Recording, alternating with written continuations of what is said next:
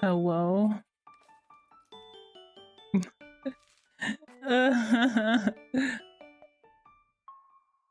The sadness consumes me. For my stream has crashed in an extraordinary way today. Just really beautiful, actually. I'm kind of impressed with myself. I thought all my problems were over. I thought if I just fix this one thing, I'll never have any problems ever again. But lo and behold, it was not so. And if this stream doesn't work, then I'm gonna have to just cut it off for the whole rest of the day or whatever. It's still buggy. I mean, if it's gonna work, then I'll keep going, but I had to install some things.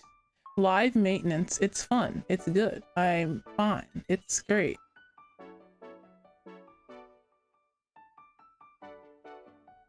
Yeah, I'm the judge. Am I? I'm the judge of this? I don't want to be. I want things to be good and normal. Okay, so I'm looking at my stream on my phone, and I'm looking at on OBS, and it seems to be working. It seems to be working. I'm not giving up. If I gave up every time my stream crashed multiple times, then I wouldn't be here today. I would be dead. I don't know. It seems to be working now. Can that keep up? Can we keep up with that? I don't know. I have no idea. I think we'll keep trucking though. I think I have no choice but to continue. Life is hard, but you can't end it. So we have to continue. Desha? Yeah, I think that it's okay. We're gonna keep playing. We're gonna start from where the last stream stopped. Everything seems good right now, so yeah. Yeah. Okay, here we go. Do I have any more mics? No, I just built this one the other day. I could get more mics. I could build more. That's if you want me to.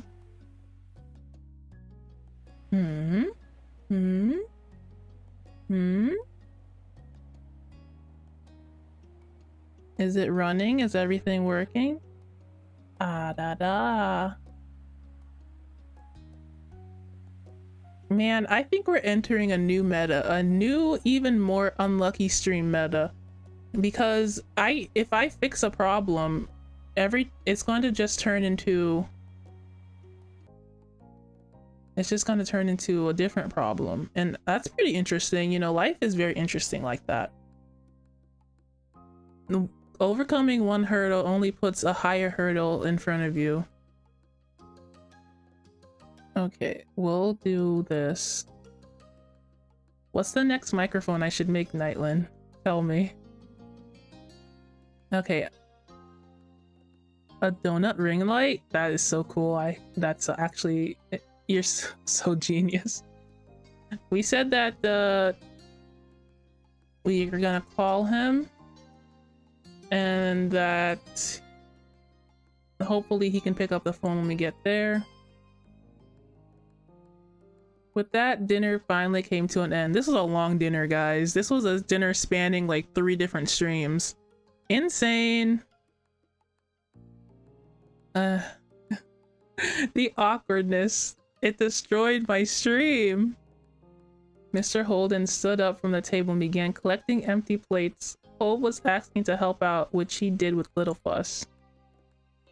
Yeah, here we is where we last landed. Mr. Holden was not letting Kiara do anything in the house, as if he didn't invite her here. He like invited her as a guest in a such a weird way, right? It's like he's lying to himself. He's so conflicted with himself. Do I want to get back with my ex-wife? Or do I want to show her that I'm useful? Or do I want her to be here like and be a normal situation? Or what? He's so confused. You weren't allowed to chip in either. Although the meal was over, the night wasn't. It looked like you weren't going home just yet after all. You were asked to wait on the couch. Oh boy. While Clove and his dad were cleaning up the mess, Kiara disappeared down the hall after shooting you a wink. As she does. It was a bit strange sitting by herself while everyone else had something to do. Luckily you weren't alone for too long. Clove, please help me. Your family is weird. After a couple minutes, Clove's mom returned with a deck of cards in hand.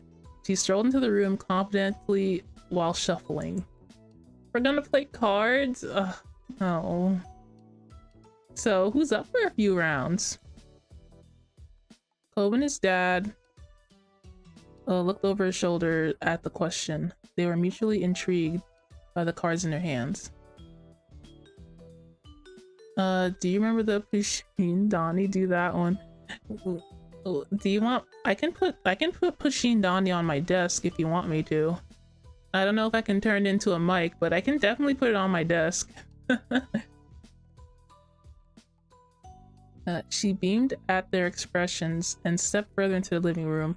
Ignoring the couches, she sat cross-legged on the floor by the coffee table. She turned to you and gestured at the space beside her, smiling invitedly. Ooh, yay, we get to sit next to Clove's mom. Is Clove gonna help us? I mean, play with us? I feel bad. You accepted and followed her lead. The living room carpet was soft, though the hardwood floor underneath would definitely still be felt. I like that idea, Nightland. I could have a bunch of friends here on stream with me. I left a bunch of little buddies. Kiara did an overhand shuffle while she waited for the others to finish their task. The smile had yet to leave her lips. This poor girl, dude. She came here because she thought her son wanted to see her and live with her for the summer. And it turns out their dad, Clove's dad, just randomly invited her and is not letting her do anything in the house. What an awful man. What an awful man. He didn't even tell them. This is going to be good. She's smiling and making the best of it, but he is making it difficult. You were excited, you were nervous, you were bored, you were kind of annoyed. You enjoyed her enthusiasm. Yes, I did. Clove's mom was funny, upbeat, and easygoing.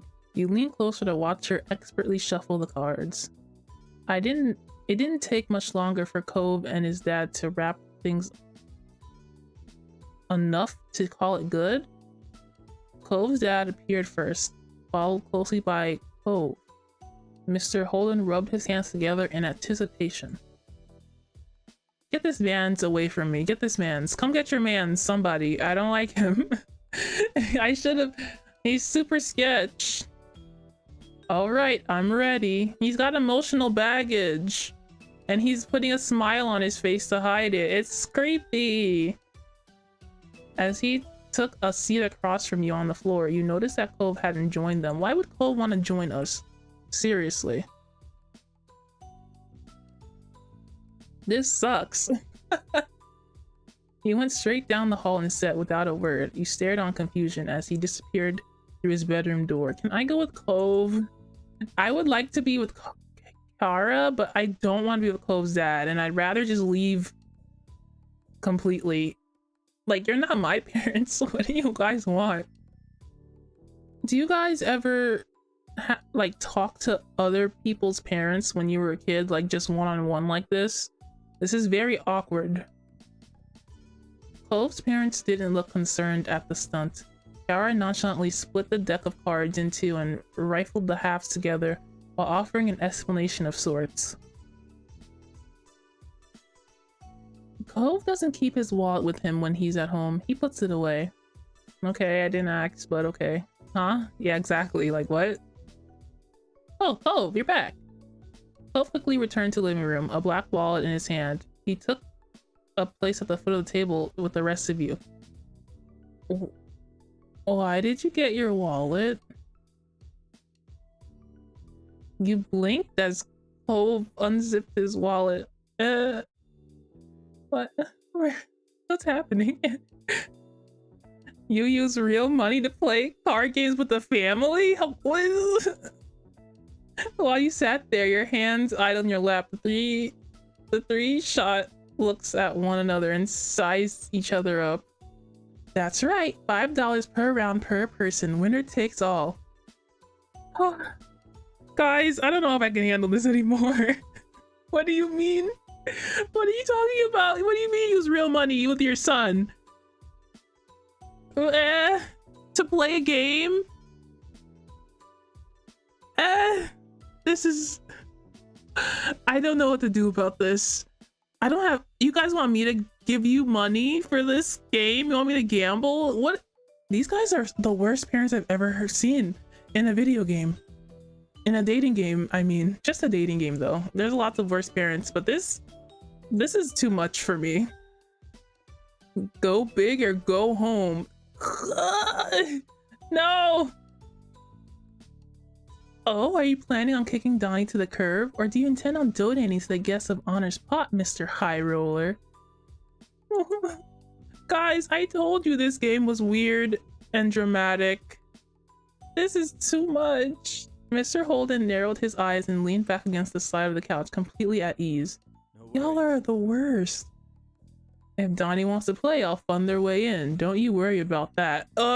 You shouldn't have to fund a card game with your family? Are you... Oh, Cove. Oh, my dear Cove. I'm so sorry. I'm so sorry you live like this. He rested an arm across the top of a knee that he propped up. Cove's dad was acting slick in a way you'd never seen before. I don't like it. He's sleazy. That's what I just said. He's sleazy. I don't appreciate his offer. Is that why he gave me money to be Cove's friend? He thinks he can just do things with money. That's all he has to do. Throw money at the problem. Fun and games. You felt awkward about the situation.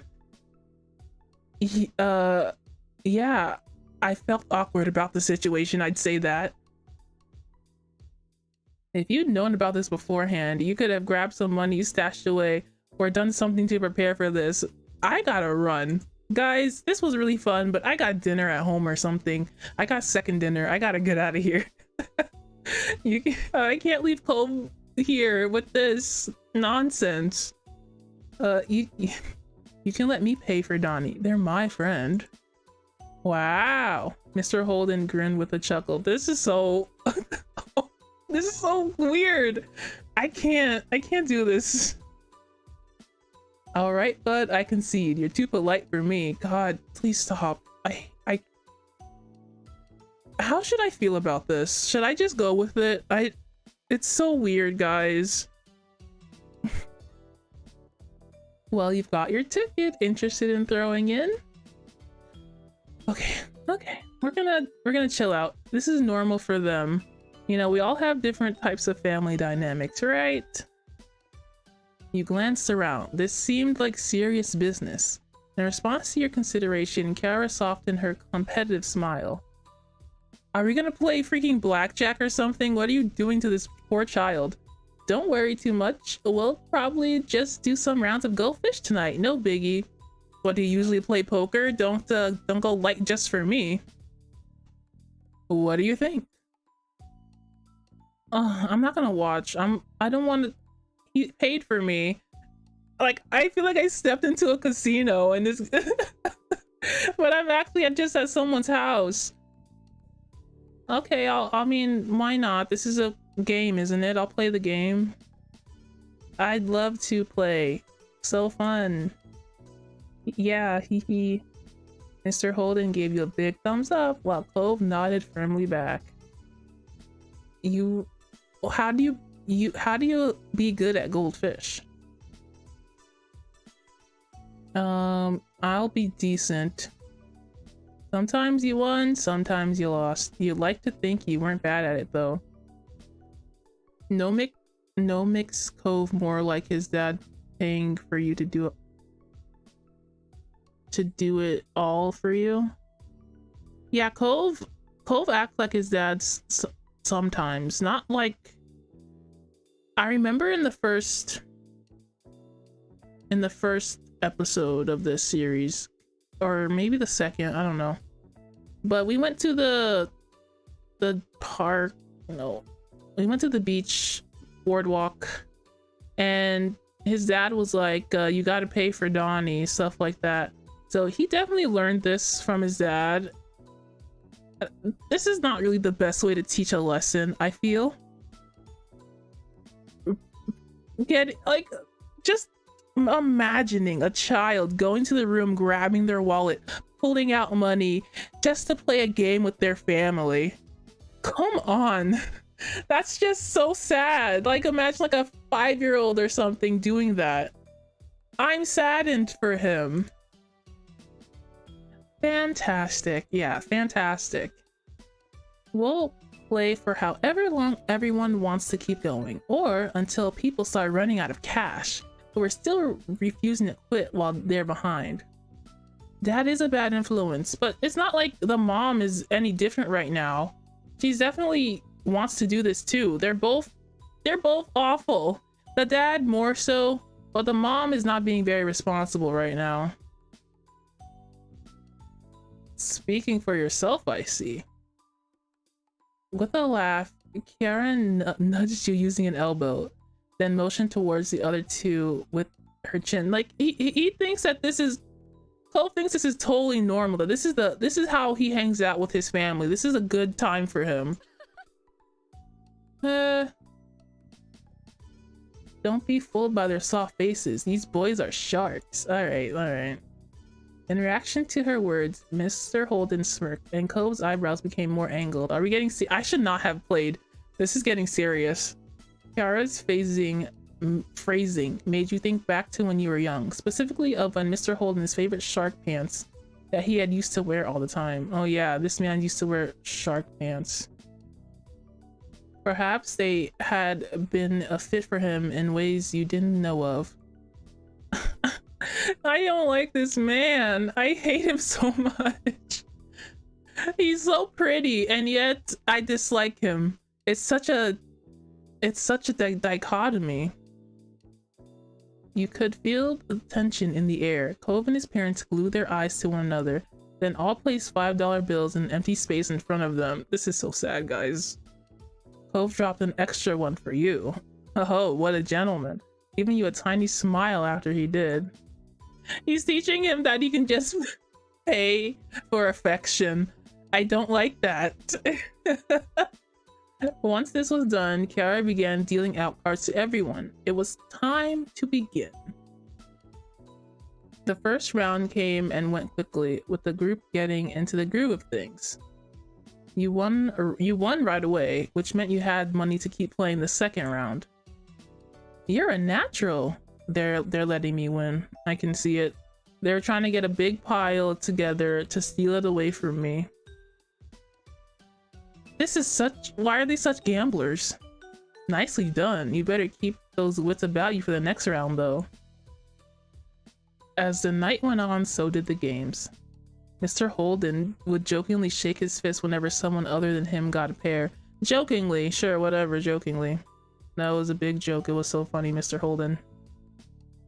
Kiara acted as a news anchor, reporting on every move everyone made by speaking into her curled fist. Well, that's nice and cute and fun. We can just play with Monopoly money. That would be fine.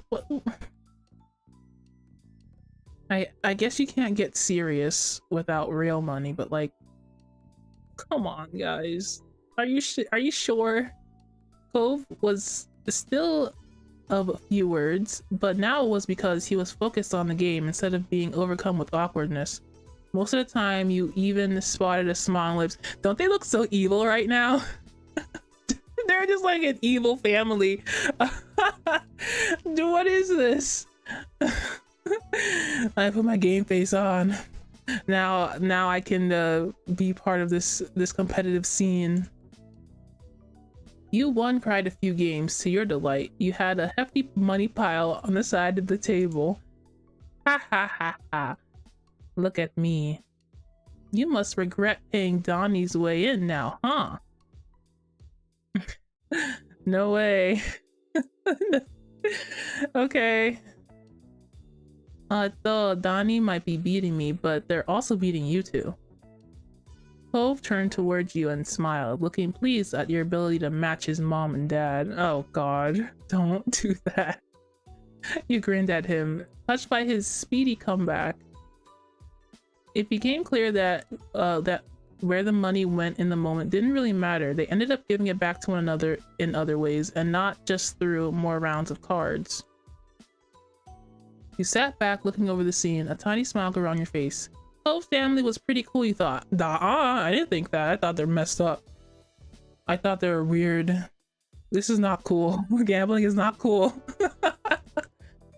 You were glad you got this chance to come over and spend time with three of them. I'm never coming back here, Cove. Never invite me ever again, alright? This was enough for me.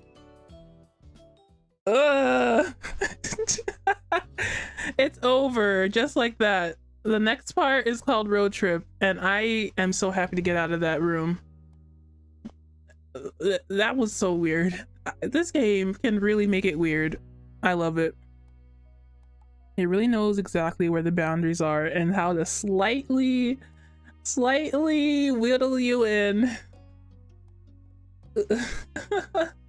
Okay, this is the last part of this adolescent moment. I'm very excited.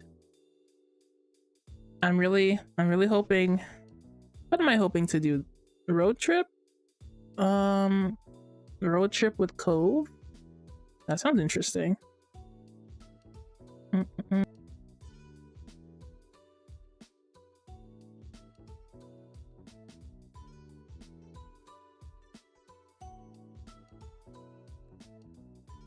Sorry, my microphone fell. Wow. Good thing I muted it before it did though. Wow. Fun. Lots of great things happening today. Even though you were awake, the sun had barely peeked its head above the horizon, and the sky above was still dark, though lightening by the minute. Usually you wouldn't be up so early, especially during summer vacation, but today was different. Today, instead of the lazy days you were used to, everything around you was a flurry of activity as both your family and Coves prepared for what lay ahead. Because parked in the street just outside your house was a massive RV camper. So big, you couldn't even see Cove's house behind it. His parents had rented the RV for a few days to take him on a short road trip to see the Redwood National Park. You glanced at Cove, who was standing nearby, taking in the scene in front of him. Phone. My mouse is tripping out now too. I love it here. The prospect of the trip had been a mixed bag for him, but it was only 3 days, so it seemed he was dealing with it as best as he could. Being stuck on the road with your two toxic parents. Amazing. Especially now that you and your family were joining them. No, I'm spending time on the road with his toxic family. No! No! Get me out of here! I don't want to go. You weren't sure how exactly it had happened. You knew your parents and Cove spoke to each other often, and somewhere along the way plans were made after Cliff offered to share the space. No! Don't... I don't like it. Don't take me with you, you weirdos. The parents all thought it was a fantastic idea. I get a say in this? Don't I get a say in this? You had already gotten a good look inside while helping to load everything in, and you had to admit that while it was a really big car, fitting that many people inside was gonna be snug. So I couldn't stay over their house for like one night, but I can go on a road trip with them for 3 days. I don't trust these people to drive. Let's go. Move it or lose it, kiddo. Mom, no. No. Mom bustled past with a cooler in one hand and a large bottle of water under the other. She was upbeat for this early in the morning. An angel. Oh, she's beautiful. She has a new outfit. This is nice. I know, right? Fantastic for whom? Why can't I stay with my adorable mom right here? I'd rather do that. She looks so snug and stuff. Ma, however, seemed to be on the other side of the wavelength. She followed behind her wife, dragging her feet on every step. Not a morning person, I see. I'm gonna need a whole jug of coffee once we hit the road.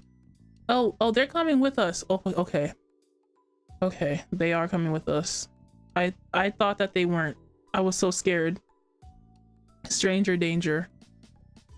You could relate to Ma. It was too early. Personally, you're raring to go as your mom. You felt like the middle of the ground between the two. You know what, Ma? It is too early. We could just cancel the whole thing, honestly. I'm so, yawn.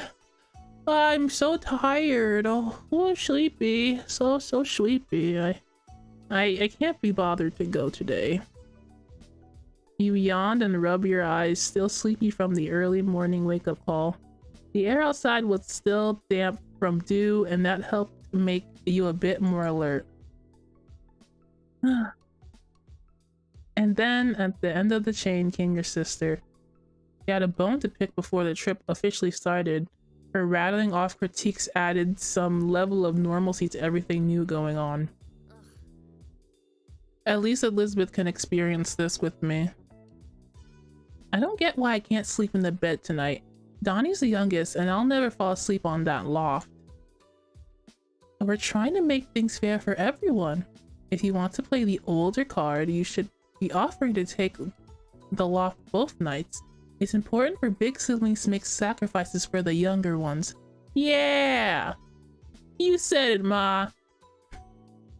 Elizabeth huffed, not happy with that answer in the slightest, and folded her arms, leaning back against the side of the RV. The trip plans had been nailed down prior, the sleeping arrangements included. Elizabeth still held on to her objections with them. There was a main area of the RV with a couch, loft, and some floor space. At the end of the car was a room with a large bed. This is terrible. Yeah, the amount I don't want to go. I remember at the start of the stream, I was so excited to go to Clove's house, and now I don't want to be anywhere near his family. Your moms were sharing the bed. Kiara was on the couch, and father and son ended up sleeping on the floor. You know, that's where the dad belongs, but Clove could sleep somewhere else. The adults determined you and Elizabeth would switch between the small loft above the driver's seat and sharing the bed with moms. Can I get a visual on here? I don't understand what's happening. Can I tell Clove's dad to only sleep on the floor? Yeah, you thought it was unfair that Clove had to sleep on the floor. After all, it was supposed to be a trip for him and his family before yours ended up coming along too. Now he had been kicked out of every bed-like space and put on the floor. Disgusting. There had to be another way to organize things so it was better for him. You offered to sleep somewhere else. You suggested sharing the loft with Clove. You said nothing. Yeah, I'm probably small. Clove and I could share the loft while I'm up there. I don't mind making room for him. You took a glance over at Cove. It would be fun to have a little sleepover, just the two of you. No, that loft is too tiny for two people, even if those people are teens. The last thing we need is one of you rolling off and crushing off a cliff beneath you. It will take over his driving shifts. The three other parents all laugh at your mom's joke. Ugh. Cove simply shrugged with a relaxed smile, and you sighed as you were forced to admit defeat. No. Alright, you lot. Does anyone have everything they need? We're heading out in 5 minutes. Now's the time to double check. You don't want to forget something important. At the word, Elizabeth yelped and dashed back into the house, her bedhead hair bouncing behind her as she went. Ma came over and gave a smile, setting her hands on her hips. How about you, Donnie? Do you have all your clothes packed? Toiletries, deodorant, floss, anything else you can think of? You know what? I'm gonna give her a dead look, like, I don't know what is happening. I don't want to be here. You weren't 8 years old anymore. You weren't 13. More than capable of remembering what to bring on a trip. All right. I like to fuss. No, Mom, this is a cry for help. Look into my eyes. I'm blinking Morse code. Ma laughed softly and ruffled her hair before she walked off. With a few minutes left to spare before leaving, you mentally went over what you had packed for the trip. Clothes, a pillow, and blanket. Usually day-to-day gear for most people. You also had more personal things, such as an MP3 player with headphones is good, but a portable gaming console? Let's get the Nintendo Switch. The drive to the Redwood National Park would take an entire day in one way, so you wanted to make sure you had a way to entertain yourself while traveling there and back. Get some pencils and paper. You had to be prepared in case you saw something to sketch at the park, or if you had to write anything down if you need to just pass the time doodling. Let's get a camera. It was just a little pocket camera that you had gotten from your mom's, but you couldn't miss the opportunity to take a few snaps. My favorite stuffed animal. Without fail, it always made you more comfortable whenever you went somewhere new. I'm packing a lot more stuff, huh? It was like taking a little piece of home away with you. A ball? What are we gonna do? Throw it into the caverns? And an MP3 player. With so much time going to be spent driving the car, you wanted to make sure you'd be able to put some music on. We're done. Whoa. Why are you wearing sunglasses at night? Hey, let me take that for you, Donnie. I'll stow it in the RV. There's a few spots left to fill it. It'll fit. Okay. You let Kiara take your bag and gave her a grateful smile. With nothing left to do, you watched the others getting ready for the trip. Kiara and Cliff seemed to have most energy of anyone. They were finishing packing the suitcases away while your moms had gone back to lock up the house. They high-fived whenever another got crammed into the storage compartments of the vehicle. Even though your own parents were more low-key than Cove's, you could tell they were both excited for the trip. It had been a while since your family had been away anywhere together. Elizabeth skipped towards the RV, a bag slung over her shoulders, and you were surprised to see she seemed more optimistic about the whole ordeal now. This sucks. Why do I have to do this? Usually she wasn't one to exit the confines of a room unless it was for TV or food, or to leave her family behind to be with friends. You wouldn't have thought 3 whole days packed in an RV with 6 others would be too much for her, but it was a nice surprise. You suppose any vacation was better than no vacation in her mind. Elizabeth, I'm telling you, this is gonna suck. Cove had been pretty quiet so far, and more than anything seemed to be overwhelmed by the situation. I was not I'm gonna be a grumpy little grouch this entire time. I've been like so up for everything up to this point, but I'm not excited. I'm not excited. You like being at home and would rather find things to do around your town. Soon the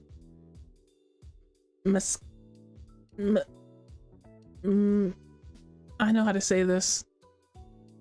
miscellaneous remaining tasks had all been wrapped up. Everyone piled into the RV. It was officially time for the trip to start. Why didn't we look at this before? I was so confused about our situation. They had to sleep on the floor? Cheese and crackers. And it did. Cliff took the first shift driving. He cautiously navigated the massive car of the narrow neighborhood streets. It was a touch and go for the first part of the journey. Your moms and Kiara were all huddled at the front, trying to get a view of how much space they had on each side. There was a sense of relief when the first long leg of the trip was hit, and the RV would only need to go down one stretch of the highway for miles.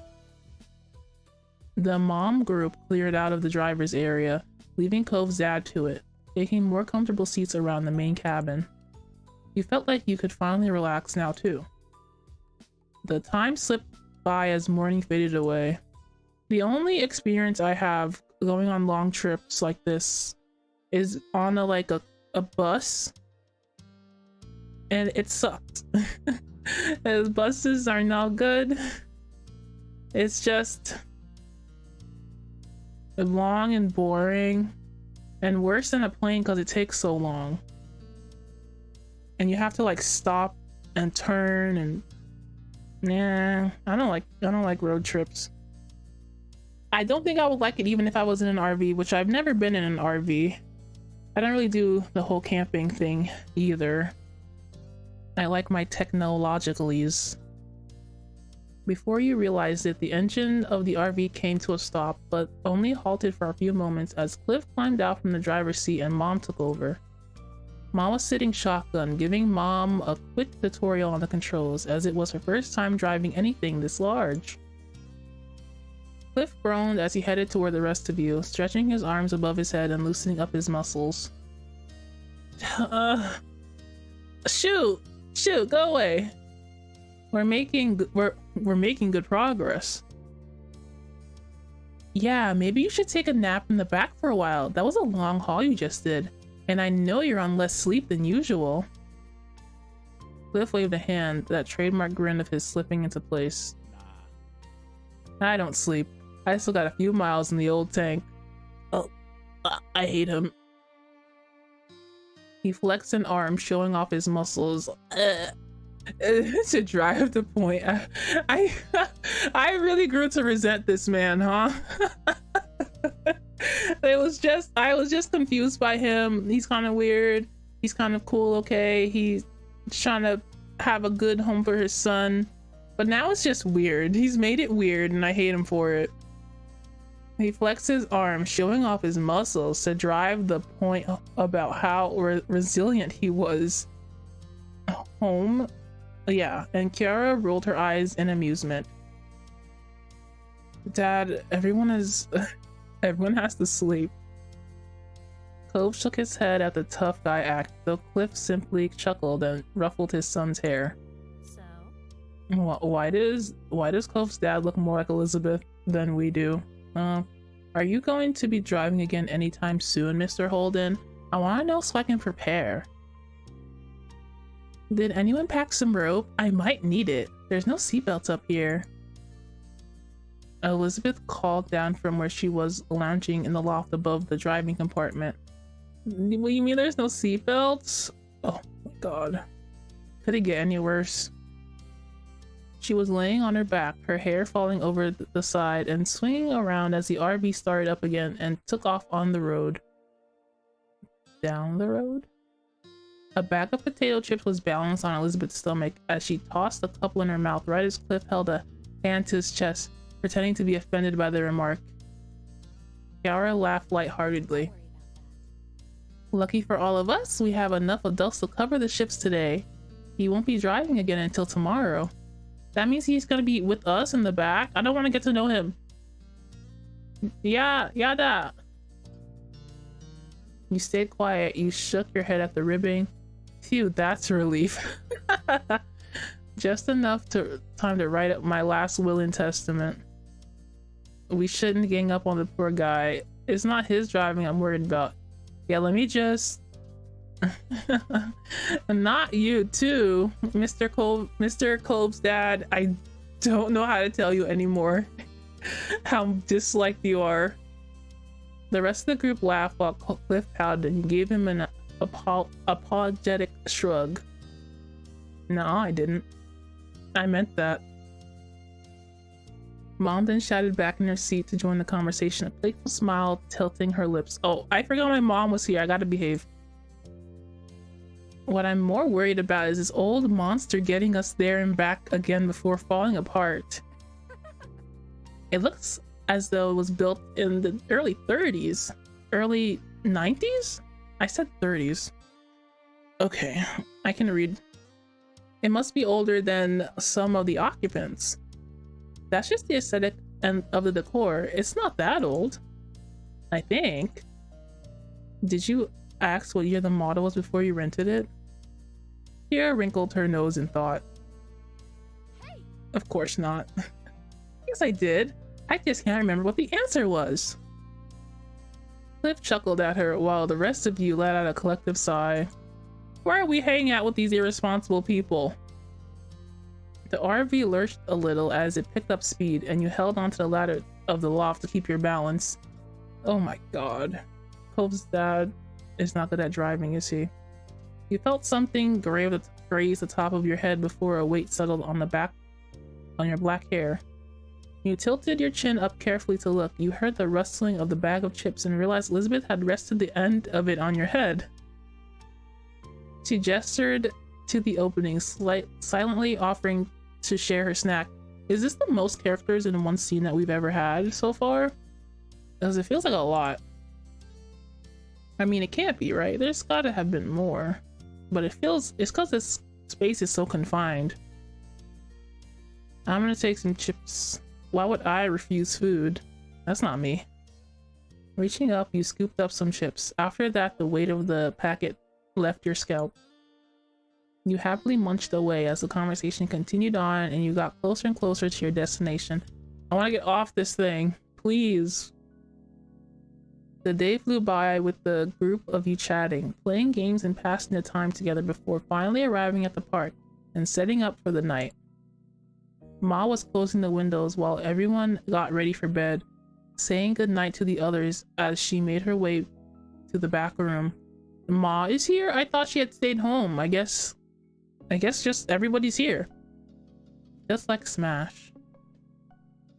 You had all had dinner together while still driving, and some hours after you had arrived at your destination and found a spot to park in the rest.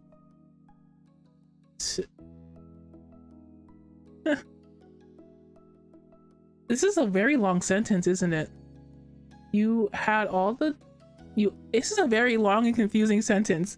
You had all had dinner together while still driving, and some hours after had arrived at your destination and found a spot to park in for the rest of your stay. Ay, ay, ay. Oh, that feels like a run-on. Giving a look across the front of the RV, you noticed almost everyone there was already dozing off where they were, with Cove having completely fallen asleep curled up in the passenger seat. He must have done so while Kiara was driving the last leg, and they had decided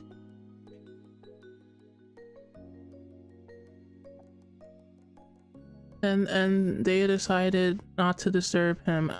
I'm not even tired. I'm too in character. It's nighttime and I'm sleepy. That's my character. Kiara herself was the only one up there who was still awake, flipping through a magazine next to a portable light from her spot on the couch. It seemed Mr. Holden needed to sleep despite his claims. I just need some water or something, I don't know. You followed your mom back into the back room and closed the door behind you before crawling onto bed between them. It was a queen-size bed. There was space for a queen-size bed? So there was enough space for the three of you together without too much squishing. Good night. Get a good rest, Donnie. We've got a big day ahead of us tomorrow. That's fantastic. I'm looking forward to the bushwalk in the morning. It's been a long time since I was out in nature like this. There'll be plenty for us to see. You stayed awake for a little while longer while your moms whispered about the park and forest in general. With the sound of their voices in the background, eventually you nodded off to sleep. So desu. I could just fall asleep, but I won't. The next morning, you were up bright and early, preparing for the day ahead. Okay. I slept abnormally well. No, I was okay. It was okay. It was nothing compared to your bed at home, but at least you didn't have to sleep on the floor. So you couldn't complain too much. Ma whined a bit about the firmness of the mattress, but Mom had only encouraged her to enjoy the trip while she could. While looking for a spot to get ready, you had some trouble finding a space of your own, as the others were doing the same thing. Why am I so tired? It's because I'm reading. Cole was perched on top of the counter, brushing his hair and tucking up his legs every time someone wanted to move past.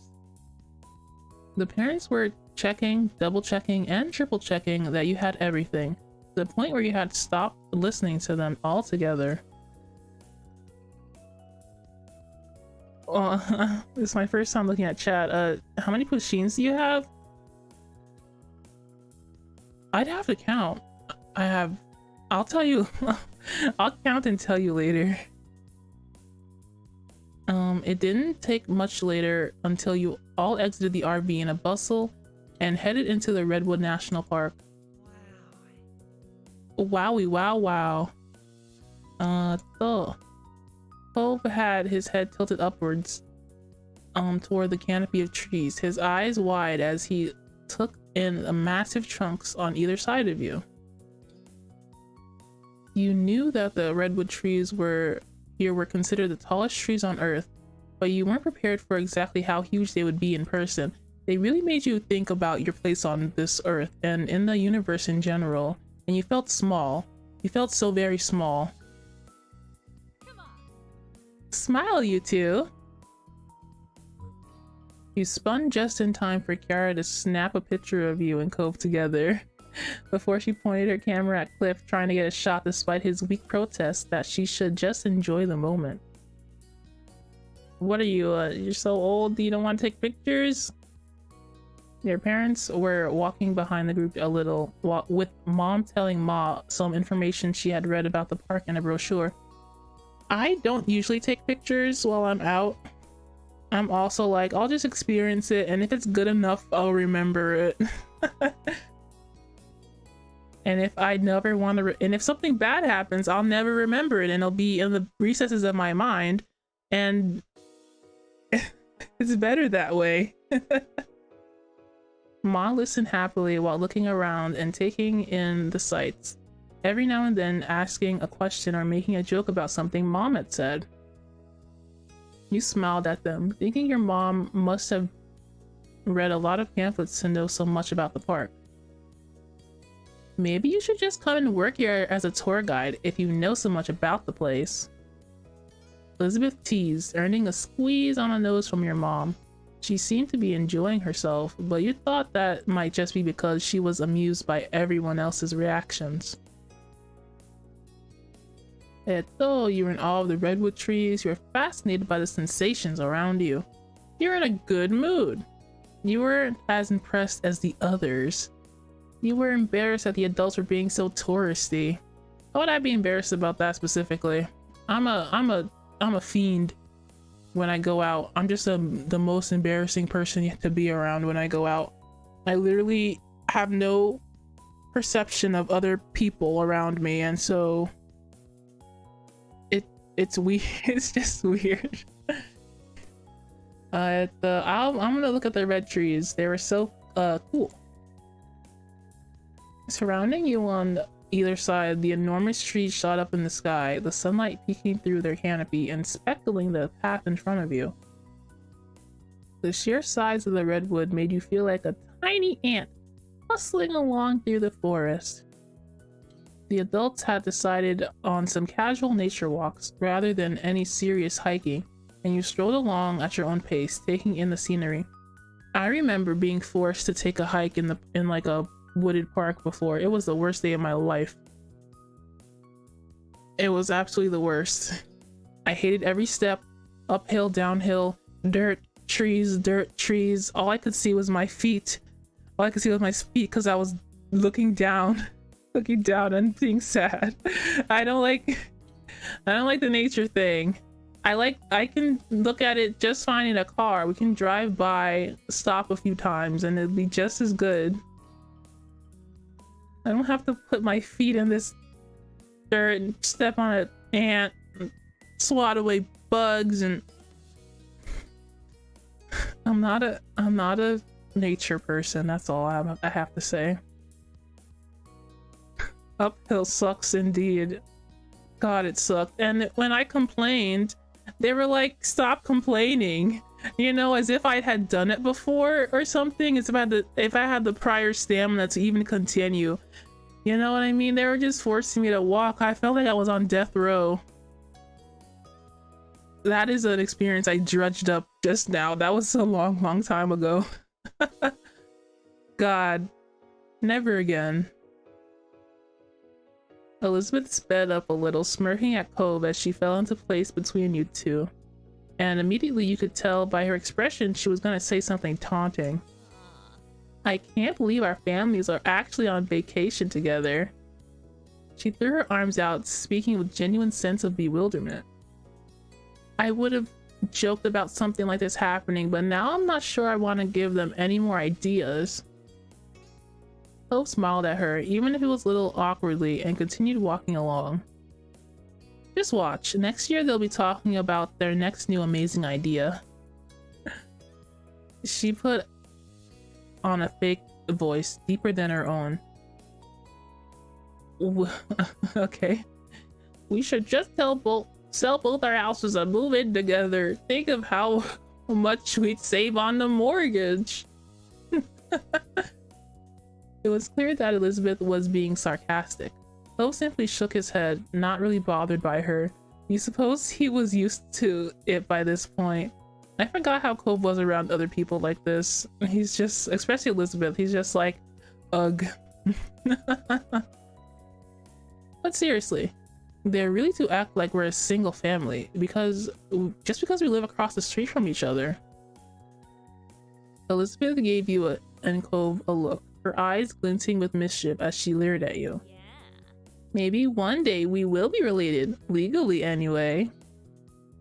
She said it as though she was a gossipy old lady. Maybe. I guess you and me could get married, Elizabeth. What? Me? Yeah, that way Donnie could be my sibling-in-law. That'd be fun. No. No. No, Cove. That's not even funny. Hello, Donnie Channel fan. Oh, look, it's the girl who wanted to be president. Yes, it sure is. It's Elizabeth. Elizabeth stuck her tongue out at Cove as if the very idea were ridiculous. I don't like being implied that we'll be siblings. That's not cool. Don't even joke about that, Cove. You told her to cut it out already. Cove has a point. It wasn't a great comment. I'll marry you, Cove. You ignored Elizabeth. You embarrassed. Okay, we're gonna clear the air here. I don't like this sibling stuff. Nightland, I am gonna count how many Pusheen I have. I swear. And I'll tell you next time. They're like behind me. There's a bunch of them. We must unite our family ties to increase our pull in the community. A political marriage? It might be all right with you. Then it's an agreement. Sure. Okay. Elizabeth poked her out her tongue at the both of you, giving you a sour look. She walked ahead, obviously not getting the response she was looking for, and you and Cove swapped amused looks. I know you were teasing, but I still think it's weird. Who jokes about that? The day continued on with plenty to see and experience. I don't know how to joke casually like that. My jokes are specific and anime related. You passed a few different activities that you would have liked to try out if you had the time, such as kayaking and rock climbing, but Ma said that would have to wait for another trip. Kayaking? Rock climbing? Ugh. Yeah, right. I've never wanted to do that in my life. There was a little stream during the walk that you sat beside and set out a picnic and lunch. For lunch, nibbling on a selection of fruit sandwiches and chips. If I wanted to drown or like fall off a high place, I would definitely do those things. With my luck, it will happen. And if I did those things, I would not be here today. I'm just saying. I know myself. I know exactly what would happen. Various birds flew by overhead, and you made a game out of guessing the species that were hanging out in the trees nearby.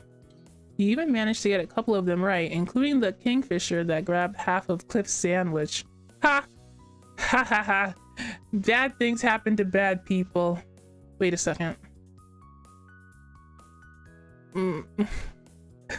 I guess I'm a bad person.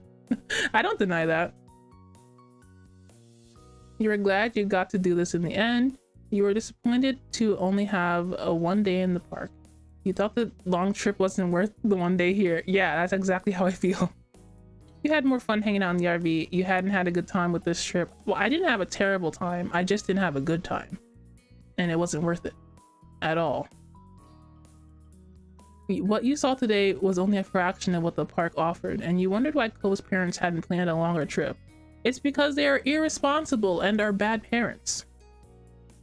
You sighed quietly to yourself, wondering if you'd get the chance to come back. Your group made it back to camp as the sun was setting in the sky and the stars were appearing one by one. I hope we don't have another long monologue about being in the camper. Everyone had enjoyed different parts of it most. You traded stories of what you thought while you were eating dinner, and afterwards you pitched in to help clean up. Oh brother, we're back here again. You, along with Elizabeth and Cove, got to head back to the RV and spend some time together while the parents stayed outside longer. It was nice to have the space to yourselves after the cramped journey there. And while Elizabeth had locked herself in the back of the room with her headphones, you and Cove were left in the main lounging area. I might as well hang out with Cove while I'm here. Goodness gracious, we didn't do anything today. We might as well get comfortable. Who knows how long they'll be out for. Oh, he's wearing a jacket. We love to see that. You took out a seat on the sofa while Cove sat on the floor, sat down on the other end, tapping his fingers against his knees. You know, I hardly ever see you wearing a jacket, especially in summer. Yeah. Oh, yeah. I like wearing a few layers as possible. It's easier that way. As few layers as possible. My reading skills are very good. I'd rather be cold than extra hot, and it's kind of a pain to carry extra clothes around. My parents made me bring this jacket. I don't understand what he said. I read, but I did not comprehend. What are you talking about? I like wearing as few layers as possible. I'd rather be... But why are you wearing the jacket? Did I miss something? You're just wearing it so you don't have to carry more clothes? Wakaranai. I just don't get it. I guess I don't mind either way. I just dress depending on the weather or how I'm feeling at the time. Cove smiled lightly at you and nodded. I've noticed. You've noticed, huh? What do you think of my fit? You like my jacket? You like my buttons? Oh, tell me. You changed the subject. You accidentally like to see others wear. Yeah, what is your fashion sense for other people? I love talking about fashion. Hey, what kind of things do you what kind of things do you think are nice to see on another person? Cove's eyes widened at the question, and his defensive reply seemed to slip out before he had the chance to have proper think about it. Huh? It's just a fashion question, Cove. Don't be weird. Don't say something weird. Are you gonna say something weird? Nothing. You like them to or nothing, huh? You are more attractive than Cove Senpai. That is definitely something you would say, isn't it, Donnie Channel fan? Well, nothing. What does this mean? Nothing? I thought was it funny? That was funny. He laughed out loud and Cove gave you a dry look. Come on, that's not what I meant. Ah, nerd, just tell me what clothes you like. Oh my god, don't make it weird. You composed yourself and sat up straighter, all traces of laughter disappearing from your face. I'm serious now. Answer with what you mean then. Is there anything at all you can think looks good when you see it on someone? Cove mumbled under his breath and you couldn't quite catch his words. He was having a difficult time with the subject. Why? Is it weird? Are you a freak? Tell me now if you're a freak. It was a topic that made him comfortable, so you let him go. No, it's just clothes. You had a little fun and that was enough. You changed the subject. You're not very good at these conversations, are you? No. I swear I won't make fun of you. I just thought it would be fun to talk about.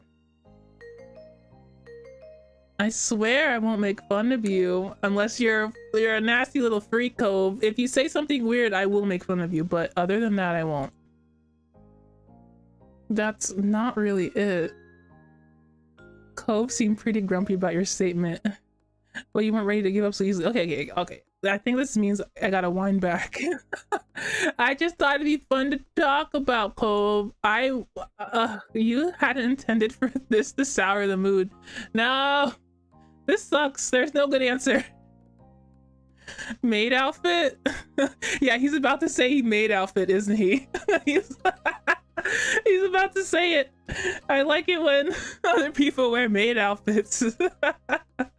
Please. Remember to hydrate, senpai. Alright, I will. I have hydrated now. Please, can you tell me if it's maid outfits? I can take it.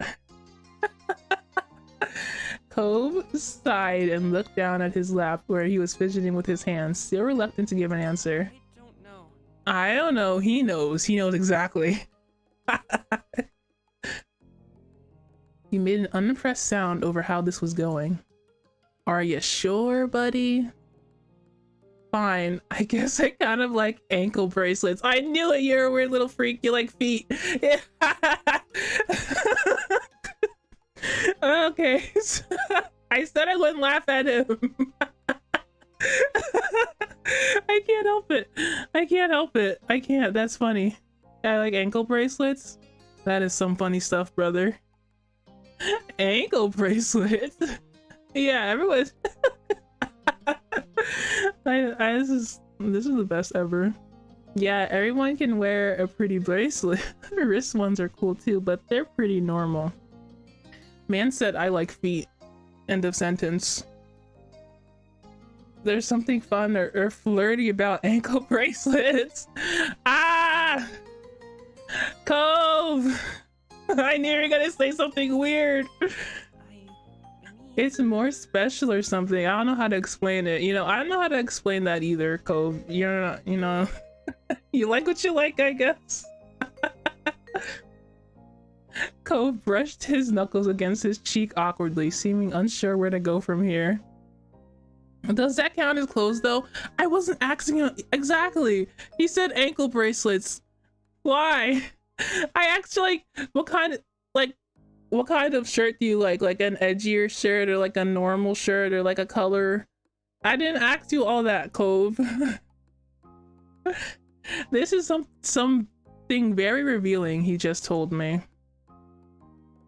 I'm not gonna say I like them too. That is not true.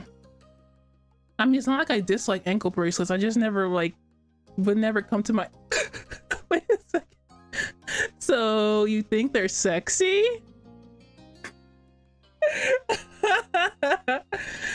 Out of everything in the world, you picked that. I'm gonna call him out. I'm gonna call him out. You think? Oh, so you think they're sexy, do you? What? No, I can't believe you used that word to describe it. Not me. I can't believe you would say that. Cove had absolutely scandalized by your statement, and you could only laugh. I've been laughing this entire time, brother. When he said nothing else, you took a moment to gather your own thoughts. You had to get an ankle on ASAP. Maybe you wear your anklets more now. Maybe you wouldn't wear your anklets. maybe I don't want to wear anklets. Now that Cove says that he likes them, actually, you know, maybe I won't ever wear them again. You thought about buying an anklet of your own. You were happy to hear more about Cove, but it didn't really change anything. Anklets are cool, I guess. I'll wear one. I hadn't really thought about anklets ever in my life, so, but you know, they're cool. He just outed himself with his foot fetish. Yeah, he really did. He really did. Wow. You know, we accept you, Cove. It's okay. Maybe you wear more anklets now. We had a couple different ones at home. I do? Why? With this new knowledge, you might slip them on your daily outfits in the future. Cove looked away, feeling awkward about this. You made me feel awkward with your weird family. You don't get to not feel awkward. You gave him an understanding look, and soon enough he was smiling like normal again. Well, now you have to answer too. What do you like for another person? I'm glad you asked, Cove. These are not clothes. Are you seeing this? What is this? What is this? Does it look like clothes to you? There's only one clothing item here, and it's glasses. What is this? This is not the conversation I wanted to have. I wanted to talk about I don't know, jackets.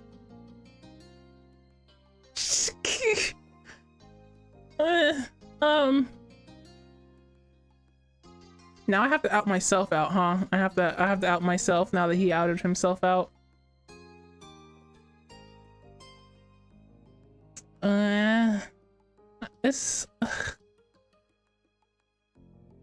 I like certain combinations. I like blue eyes, but only paired with black hair. That's the best, I think. In terms of design, I do like glasses, but you know, it depends on the type of glasses. Not every glasses. And you know, I like short hair the most out of any type of hair. I've learned that about myself recently, actually. Oh, am I stuttering? I hope not. And muscles, I mean, not excessive muscles. I'm kind of mid on everything. I'll say pretty hair. Cove chuckled as though you had said something highly amusing. What's so funny, Mr. Foot Fetish? Good luck. I hope you find someone. Yeah, I hope I find someone with nice hair in this town. Where am I gonna find that? With that topic abruptly dropped off, Cove officially had no more to say on it. The parents all arrived soon after, each of them climbing into the RV and finding some place to sit down and rest their legs. Elizabeth, having heard the commotion, came out from the room for the first time since arriving and joined you all. You spent the evening chatting and playing a few games, enjoying the last evening of the trip together. Man, I hate trips that are just mostly the journey and not the destination. I like the destination more than the journey. Come on. Bedtime arrived with the blink of an eye. As the group hunkered down for the night, your mom did a final round to be sure nothing had been left behind. Head counts, everyone. We're doing a head count. She explained that Cliff was going to start driving early in the morning, like on the first day, but would be letting everyone else in the group sleep. There wouldn't be a need for all of them to get up. Now was the time to check you hadn't left anything outside. You, as well as everyone else, were confident you had it all packed up inside the RV, which meant it was time to get some rest before the journey home tomorrow. Your moms and Elizabeth said goodnight, heading to the back room while you climbed up to the loft. Cove and his family got situated below in the previously set arrangement. You tried to get comfortable as a million thoughts were running through your mind. It was hard to believe that the trip was practically over, and before you knew it, you would be back in your own bed at home. God, please let me come back home. Oh my god. I did not enjoy this. You thought the trip had been okay. You felt the trip was a waste of time. You had a good time. This was a complete waste of time. I don't like going out. Leave me alone. Let me stay in my room. The amount of time it took to get there and back didn't seem to be worth it, and you felt the trip was spent stuck in the RV wasn't a very good one. The minutes ticked by silently. It didn't take long for the soft snores of Cliff and Kyra to drift up to you. They were asleep now. Good. Perish. You wondered if Cove was still awake, and you decided to poke your head out from the loft to find out. You blinked through the dark. Looking down the hall, you noticed Cove laying on his back, his eyes staring straight up to the ceiling. His seafoam hair was spread out on his sleeping bag. He must have felt you watching him, because suddenly his eyes locked on yours. It was difficult to see him in the dim light, but you could make out the crooked smile on his face well enough. You grinned back at him. You made a silly face. You waved at him. I will make a silly face. I'm bored. Cove rolled his eyes at you, or at least you thought he did. You gestured for him to come over. You then went back to trying to sleep. Then you decided to have fun quietly. Well, I don't want him to sleep on the floor. That was my whole thing in the beginning, right? That he had to sleep on the floor with his cruddy dad. Cove looked unsure about it, but you were happy to see him slowly start to sit up anyway. His sleeping bag rustled as he moved, though he tried to go slow and froze up like a deer in headlights every time he made a sound, watching his parents for any sign of movement. Get up off the floor, boy. You don't deserve to be down there. Eventually, he managed to maneuver around his sleeping dad and make it to the ladder, standing on the bottom rung, where he looked up at you and whispered, "What's a rung? What is that? I don't know anything about RVs." What? Oh, it was nothing. Good night. Oh, it was nothing. Bye. Go back down, nerd. I made you come up over here for nothing. I just invited you. You can sleep here. Do you want to come up? His eyes widened just so you could only tell because he had come to where you were. Hope glanced behind him quickly as his sleeping parents before turning back to you. Okay. Yeah, we did it. We won. We won. Cove is not sleeping on the floor with his pathetic excuse for a father. You broke out into a grin and scooched back as far as you could, making him space for Cove to crawl in. He was very tall, so it wasn't a great fit for him, but he managed to squeeze himself in. You understood how that felt, and of the two of you in the loft together, there's barely any room to move. I'm used to that though. Oh, yes, picture! Oh, it's blinking! Oh my god. We got a blinking image, guys. This is amazing. Animation is amazing. You laid down next to each other on your sides, face to face. He got under the blanket a bit. I'm used to sleeping with other people. I have a lot of cousins, and I also have a sibling, and sometimes that just has to happen. One of his arms was nestled under his head for comfort. The other had nowhere to go, and he was rested alongside his chest on the floor of the loft. Hope spoke to you softly. So, what am I doing here? You're going to sleep. Idiot. What a dumb question. Though, I don't know. I thought we could hang out.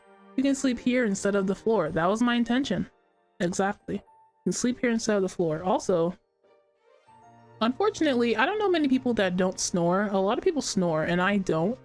And also, I'm a light sleeper, so I find it hard to sleep with other people, despite me having to. Why are people so loud when they sleep? Good night. Don't be unconscious. Don't make noise. You can sleep here instead of the floor. Cove raised an eyebrow, not expecting you to bring up that topic again. Ah, look at his face. You're still thinking about that? You don't have to worry about me that much, Donnie, but thanks. It's okay. It isn't a big deal for us to both be in the loft, right? Yeah, it's not some huge thing. We've shared a million times by now, and usually they're the ones encouraging us. I right-clicked.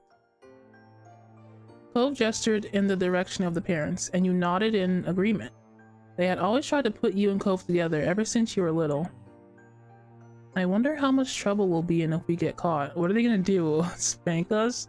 I dare them. It wouldn't be nearly as much as... I can read the sentence, I can do it, here we go. It wouldn't be nearly as much as we would have been if my mom's found out you snuck into my room for the night at the start of the summer. Long sentence again. You're a light sleeper and your husband snores so loud. How do you deal with it, Rebecca? I could not do it. I absolutely would dread that. He winced just imagining it. I still can't believe I did that and didn't get caught. It's because your parents don't care, like, at all. It was very dramatic. Yeah, it was a dramatic morning. You could easily picture his frantic escape in your mind's eye. Yes, the vision eye. You're kind of a troublemaker, aren't you, Cove? No, I don't think so. Cove trailed off, and he seemed to be lost in his own thoughts. Well, maybe sometimes. Cove smiled fondly at you, and you grinned triumphantly. You spent the rest of the night smooshed up in a little loft together, whispering about your past memories and trying not to giggle too loud at the silly things you had gotten up together over the years. Ooh, man, we had some long sentences today, guys. Eventually, the chatting trailed off, and when you noticed Cove had drifted off to sleep, you followed soon after. I don't go to sleep until 5 AM when he leaves to work. Huh? Rebecca, are you okay? Blink twice if you need help.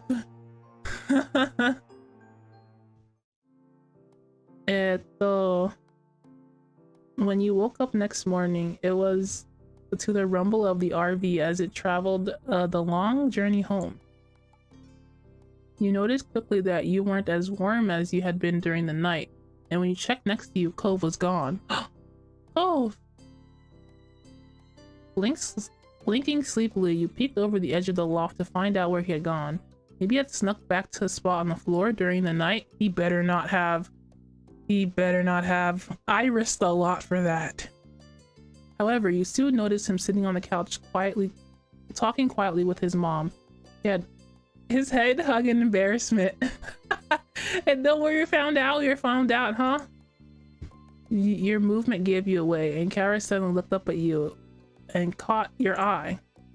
She simply smiled amusedly at you, and it was obvious what happened. Cove hadn't gotten away with it. They found him there in a loft, and then you woke up while he was trying to explain. You knew it was going to be a long, long time before you lived this one down, if you ever did. I'm not embarrassed. Oh no, Rebecca! Oh no, what do I do? What should I help you with? Oh my gosh. Do you want me to ship you some earplugs? Soon I'm not embarrassed by this, by the way. I don't know why my character is so embarrassed. I guess I don't understand. what it's like to have a crush on somebody and then sleep in the same bed with them. That's not a situation I've ever been in. I only sleep with my family.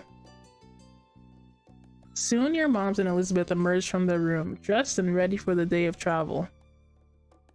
You spent most of the day hanging out together in the RV, savoring the last few hours of vacation. Kara suggested a few different travel times she used to play with Cole when he was younger, and you all had a great time competing against each other. Huh? Did the travel games involve money? Again? Huh? Did it, Kiara? Are we not gonna play your gamble games? A little later in the day, you tried to talk to Cove about what happened in the loft. They simply apologized and changed the subject. No! No! I try so hard not to make things awkward, but in my ignorance, in my denseness, I've been told I'm very dense, by the way. I've made it weird. No! No! It was a bit too much for him to try speaking on, especially right now. You understood. No! I've done it again! I can't read the room! I try so hard. Ugh. Ugh.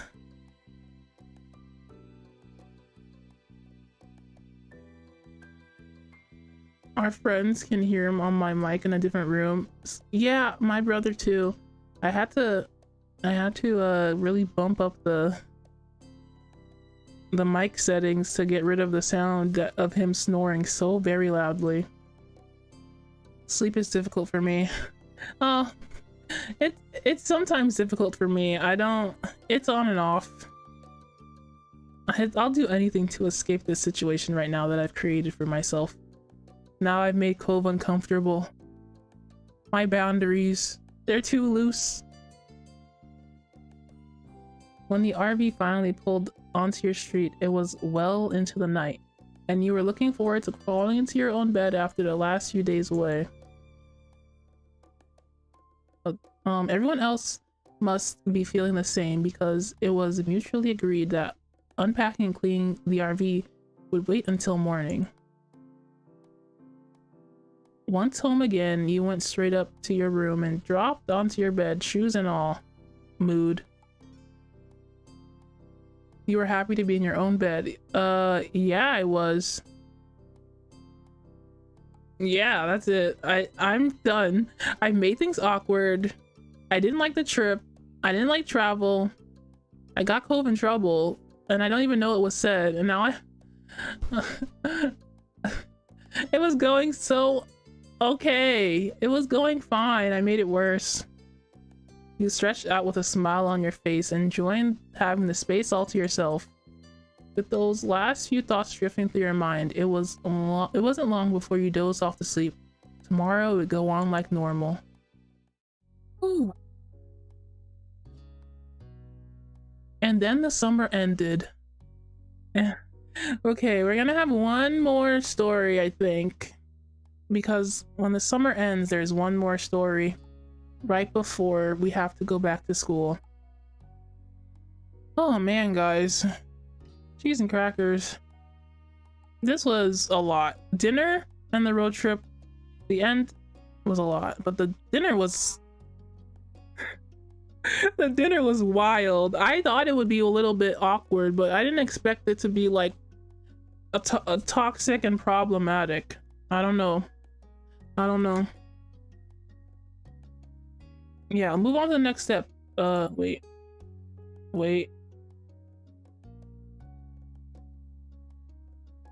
All right, now move on to the next step. All right, last bit for the night, guys. Hunker down. There was no denying it. Today was the very last day of summer. Tomorrow you were heading to class. You're excited to go back. Anxiety gnawed at your stomach. It was a bummer. Your feelings were muddled. Ugh. I don't know. I guess it was a bummer. Summer had been so much fun. I don't know about fun. It's been an awkward summer. When you thought about going back to school, it was with a sense of loss. Soon you wouldn't be able to choose how your days were spent without being without the school bell telling you where to be and when. It was with a heavy heart that you chose your outfit for their final days of freedom. Life was going to be different. You had come to think of the summer vacation as the norm, but school sucked up the majority of the year, whereas the summer vacation was just a respite in the middle. At some point in my life, maybe during middle school, high school, I did start to see summer as more fun. Before, like in elementary school and stuff, I didn't like summer at all. I thought it was like so boring, nothing happening. But then I got hobbies, so little by little, summer vacation became more like, oh, I miss it. So rather than it being different, it was kind of a return to the normal. What does your normal life really mean? It means going to school. You considered how fondly your moms talked about their summer vacations as kids. You dimly recognized that one year the pattern of school and summer itself would be over for good. It was hard to imagine. Yeah, honestly. You gotten distracted, one arm still out of a sleeve. You pulled it through and put your mind back to the present. The season had brought about plenty of changes of its own, like Kiara's visit, though that too was coming at an end today. Thank goodness for Cove. You'd happy finally got the chance to know her. You had become extremely fond of her. You didn't really like her. Your mind wasn't made up about her. You didn't really care about her. I'm glad I got to know her. I was extremely fond of her until I found out that she uses real money to play card games with her son. That was a little sus. So we're just gonna like her. She was interesting to be around. You liked how easy it was to talk to her. You finished dressing, which was good. Cove would be there at any moment. You'd agree to see his mom off together. Where's the option for if I like the dad? Because I will say no.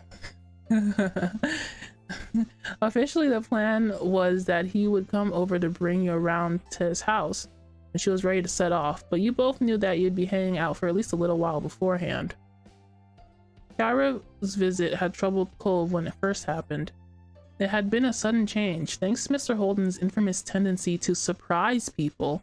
But once he was, well, like by surprise people, it means his infamous tendency to lie to people and cope really hard about the loss of his wife. But once he was able to adjust, he had been in pretty good spirits with her around. It was a relief for everyone. You turned to your desk, where the box containing your accessories resided. A thought struck you like a bolt, and your eyes bored into the box. Should you wear an anklet for Cove's visit today? You had some nice ones that you hadn't used in a while. Yes, sir. I'm glad this came back up. I'm gonna wear one ankle bracelet.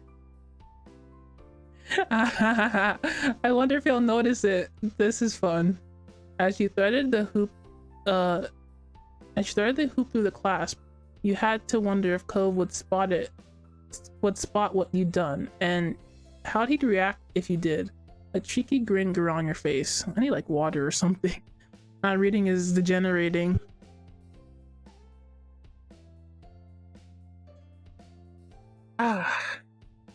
Okay, we're back.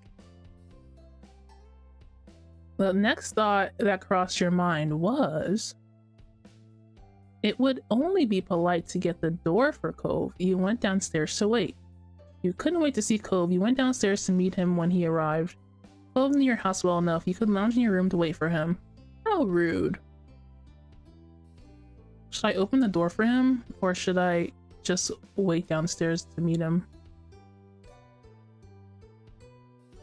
I'm playing it cool. I'm gonna play it cool. You strolled down the stairs. Someone else might have been able to answer it, but he was your guest.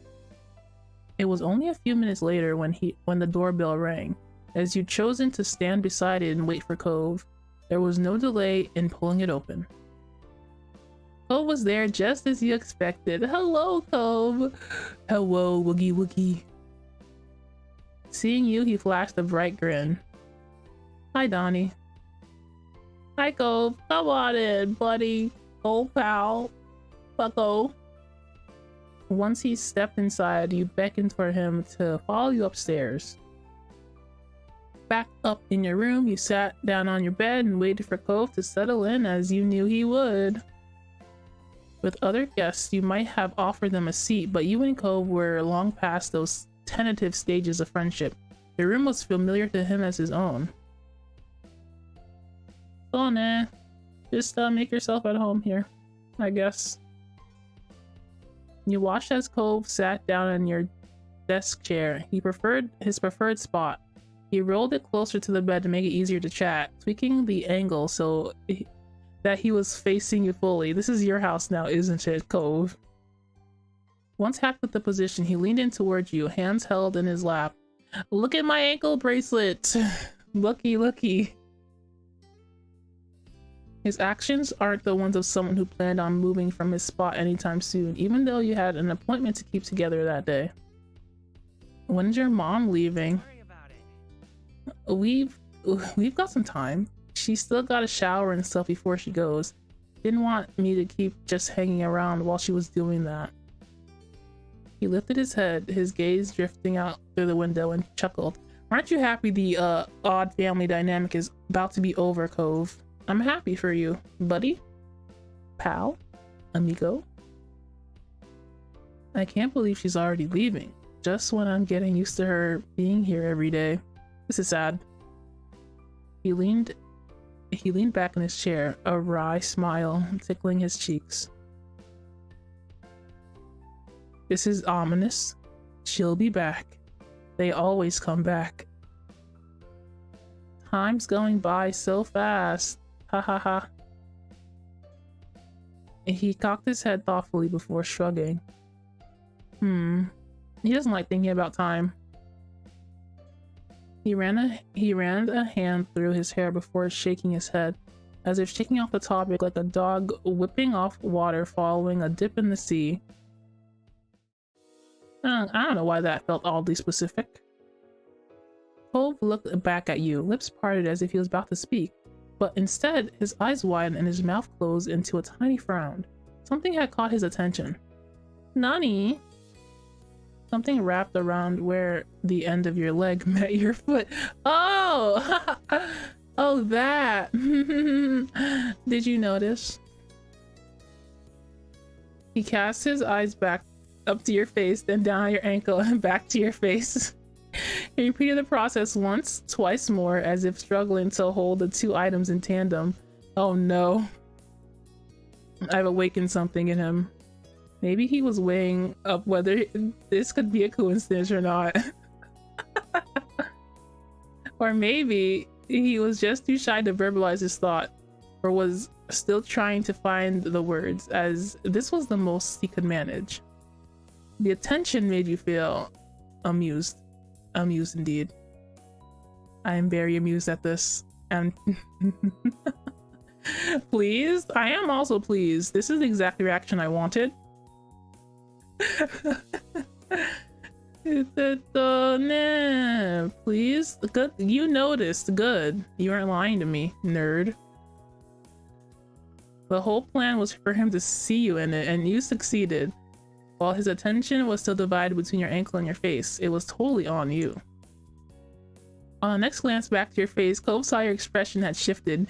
You watched as his bewilderment eroded into mortification as he realized that he had been caught staring. Got him. He quickly spun the chair to face the wall instead, allowing you to glimpse the flush that had spread all the way up to his ears. He is self-reporting right now. He is self-reporting so hard right now. His embarrassment finally wore off enough for him to pipe up again. I hope you're not doing that to make fun of me. Oh, I am. Oh yeah, yeah, I am. There's no I am option. Oh. It's not about you, okay, Cole? This is a me thing. I heard you say it, and I thought I'd wear it Puts my foot up to his face. What do you think? Is it good? Imagine. Ah, okay. I'm making noises. I'm too active. This is too funny to me. What do you mean? I have no idea what you're talking about. You know, about what I said before on the road trip. What did you say before? I don't remember. Cove groaned, tilting his head up to the ceiling. He had not bought your act. Why do I ever tell you things? Why do you tell me things, Cove? Silly baka. You left the topic there. No, we're not leaving the topic. This is too funny to me. What? How does it look? I hope I put my foot right on his face. You lifted your leg. Yes! You lifted your leg and pointed it towards his chair so you get the best view. Cove just huffed in response. He jerked his face to the side. You waited patiently, not taking your eyes off him or lowering your foot until he gave in. Well, I'm waiting. With a roll of the eye, he conceded. I think it looks good. Fine. Cove prodded an accusing finger at your direction. But you already knew that because I told you. You told me that.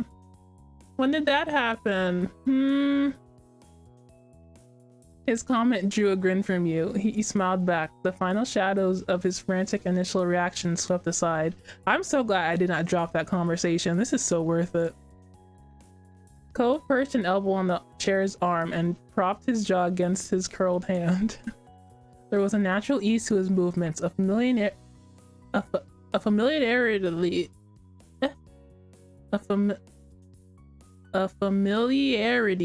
from the echoes from all the times before when he'd sat in the same position. Why did that word trip me up so much? Oh my gosh. This was a really nice summer. It was alright. I've had better. He looks excited about it. I don't want to be like, But also, I'm glad we got to spend so much time together. I'm not actually. If your mom and dad didn't make things weird, I would have been happy. I'm gonna nod like, yeah, it was great. Cove still nestled closely in your chair, smiled at your response. How are your fish doing? How is Bologna doing? Earlier I named one of his fish Bologna. Really good. Things in the tank are stable and everyone looks healthy. That was nice to hear. You learned from Cove how hard it was to maintain an aquarium. Bologna has been busy. Keeps darting between the plants and out again when I walk by, like a game of peekaboo. Or hide and seek. Yeah. Cove idly glanced out the window. He gave a resigned sigh. It's gonna be harder to surf, you know, with school. It's getting colder out. I don't want to get rusty. I don't know how I'm gonna go on without surfing. I like surfing, but I wish it liked me. Oh yeah, I like surfing. I wish oh, surfing's cool when we can. Yeah, it doesn't like me very much. I can't stick to the board. He gave a light smile coupled with a shrug as a response. Donnie, Cove! Then sudden call from downstairs caught you both unaware. You'd nearly forgotten the outside world, the world outside your room. From the guilty look on his face, Cove had done the same. Just had a call. Cove's mom is ready to go. If you're quick, she might keep the mandated motherly smothering to a minimum. Mandated motherly smothering to a minimum. Say that 3 times fast. You doubted that, but it was nice that Mom and Miss Priest? Kara Priest? had their strange sense of humor in common. Your eyes met Cove's wordlessly. You headed downstairs together. I never heard her last name. Each step on the way there was painfully slow, like he was trying to delay the inevitable. Now you don't want your mom to leave. I understand that, but your dad is someone who is easy to want to get away from. I'm just gonna say that. I understand you now, Cove. I understand why, as a child, you ran away so much. His whole body tensed to leaving the house, and Cove froze altogether before you could both cross the street. The door's open. Dad must be taking her stuff out. He swallowed hard. A gulp? She's really gonna leave. You smiled at him reassuringly. Give him a pat on the back. You rested your hand on his arm. This isn't the last time you'll see her. I'll give him a pat. I give people pats. Your motion was soft, and you weren't sure if he'd even noticed at first. It'll be okay. It will be okay. Everything shall be fine, my friend. Pat pat. Cove's bottom lip quivered, and he turned away. You gave his back a couple more reassuring pats. Plat plat. Thanks. At that, some of the conflict wearing his face eased a bit. We're back at his house. Take me out. Please get me out of here. This place is terrible. Together, you went across the street inside his house, finding his parents in the living room, surrounded by his mom's packed things. I don't want to be here. Ah! Ah!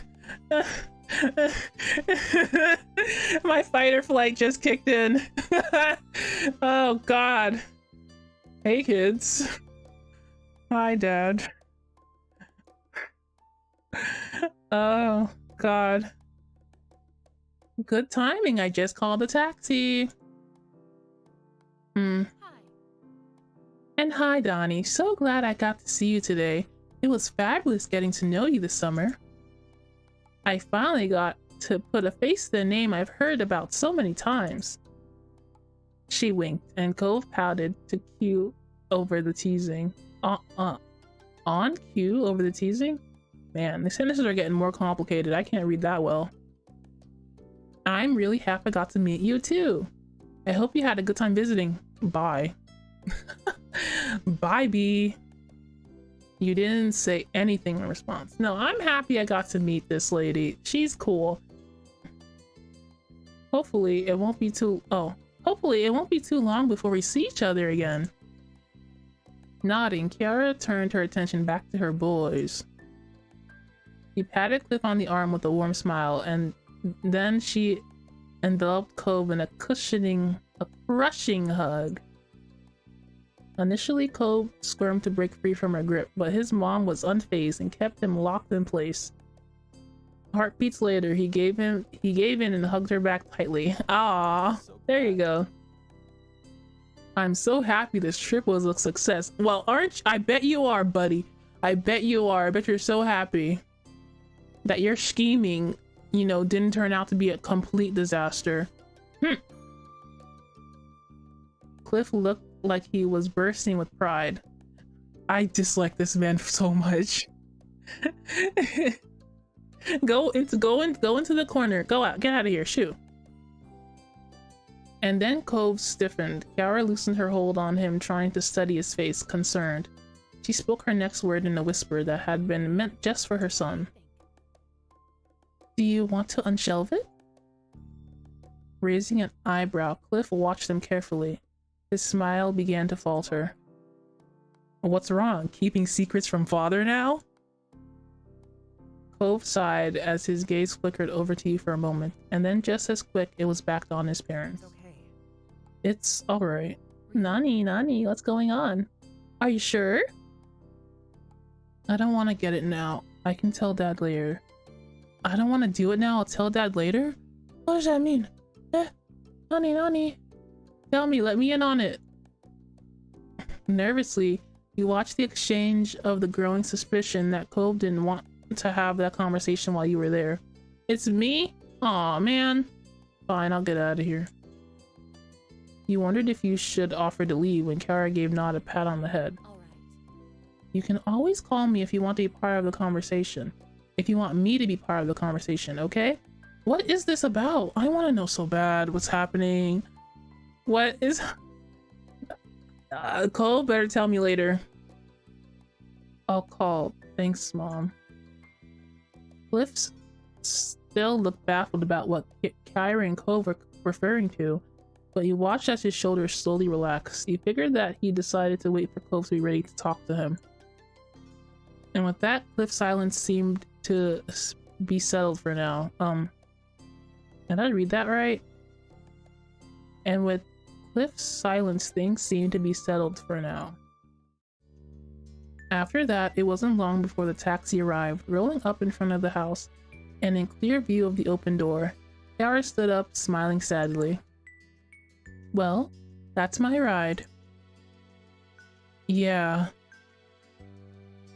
The matching reply got a chuckle out of Kiara as you all filed out of the house. Father and son went with Kiara's bags in hand. Once outside, you spotted your family waiting by the street, and to your surprise, Derek was also with them. He stood uncomfortably, and he waved as soon as you noticed him. Oh, Derek, what are you doing here? You haven't been here all summer. What's your problem, huh? You don't like us or something? Eh? What's about it? What's the matter with you? Hey, Donnie. Hi, Cove. When did you get here? My dad dropped me off just a little bit ago. Thought I could visit one more time before school started. Sorry. You picked a busy time, sorry. Derek couldn't even look at Cove. He nervously kept rolling a pebble with the bottom of his shoe. Why are we all awkward? Why are we all teenagers and awkward? I wasn't even thinking about your mom, that your mom was leaving today. I'm sorry, dude.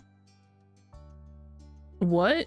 You're not interrupting anything. You're always welcome here. Ha ha ha ha. It would have been sad if I didn't get to say goodbye before leaving. Derek, where are you here? Do you have something important to say? Because if not, you can just go. You haven't been here the whole time, you know that, right? Derek came to hang out often, lies. So it was inevitable that the two had met at some point this season. I think so too. It was apparent Derek would have preferred to have gotten there at a more opportune moment. He never liked seeming impolite, but their reassuring words soothed his worries. The tension he was holding in his body lessened, and he looked like he was feeling much more like himself. Bye, Derek. It was fun getting to know you. Bye, ma'am. Is there anything I can do to help? No, go away. No, don't worry yourself over that. We're just about set. In that short amount of time, Cliff had gathered and packed the bags into the trunk. Kiara took one last look at everyone inside. All right, I don't want to keep the driver waiting. It's time to head out.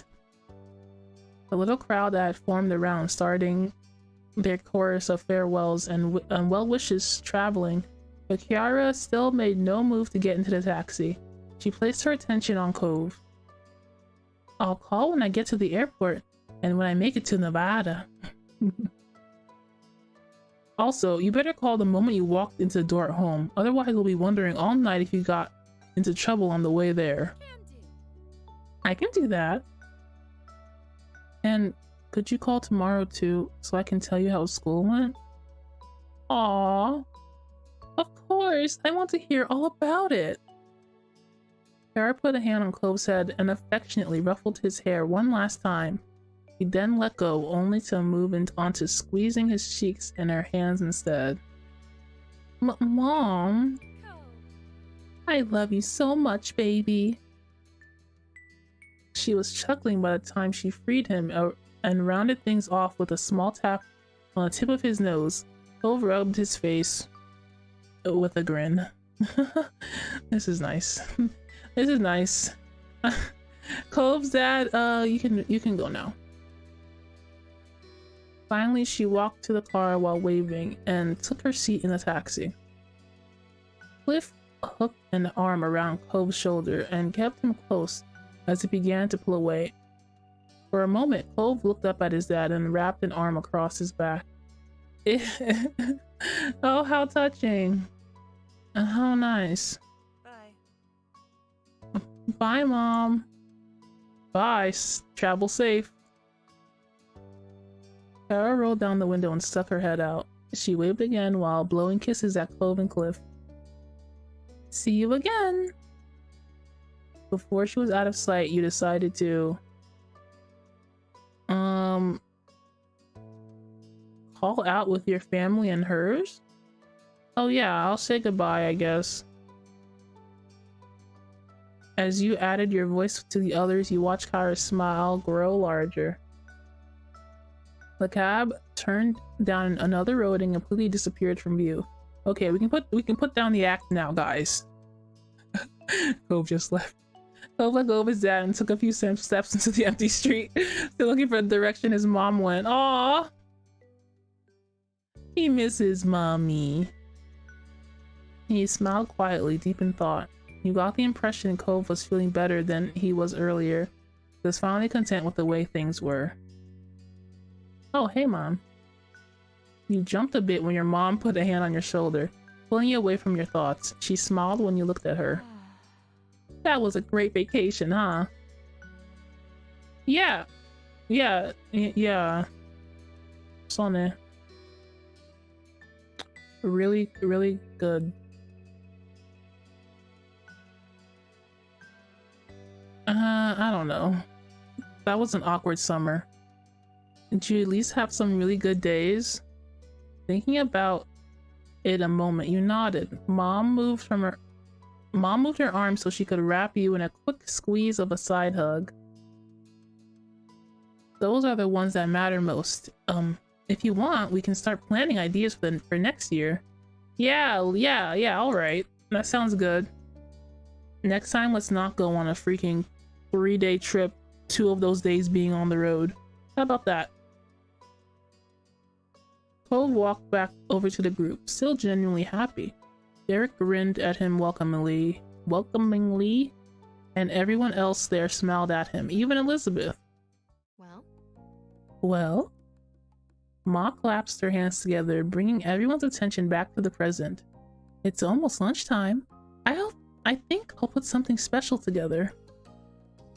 Her eyes sparkled with a plan, and Mom smiled. I bet you could use some help with that. That would be absolutely wonderful.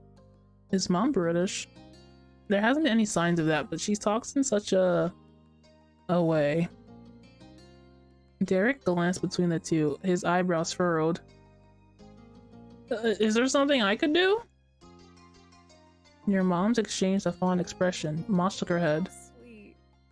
That's very sweet, Derek, but it's alright. It's not your job. Technically, your dad left you under Cliff's watch. You're meant to be taken care of by him, not doing chores for the neighbors. Your mom laughed a little over her own joke. You watched Derek look away, discouraged. It's okay. It's okay, I don't mind. He was a little bashful about it. You wondered if Mom's joke had just reminded him that he wasn't initially meant to be invited to lunch. It was getting a little awkward. Was it getting awkward? It was getting awkward this entire summer. This is not the most awkward thing. Why is Derek here anyway?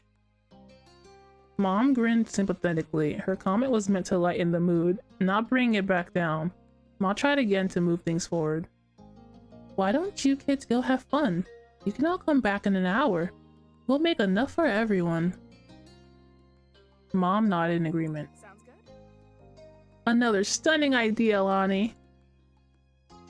Thanks. Thank you. Yeah, thank you. That sounds like a plan then. I don't want to cramp your style. I've got some stuff to work on so I can be out of your hair this afternoon. Ugh, go away, Dad. Go away. Bye. You should come by later too. No reason you should be the odd man out. Mom seemed amused as Cliff rubbed his neck nervously. He grinned a wavering but pleased smile. Thanks very much. I appreciate the invite. He looked over at the assembled crowd with knowing glances. I can help too. With as many people as you're feeding, that's gonna be a lot of food. Didn't you hear what we told Derek? It wouldn't be fair to make you cook when we're the only ones who are inviting you in. Ma raised an eyebrow and Cliff waved it off. I insist. Derek will be missing time with his pals. This would be a break for me. I'm quite the chef. He's so annoying, guys. I don't understand him. His bravado was annoying.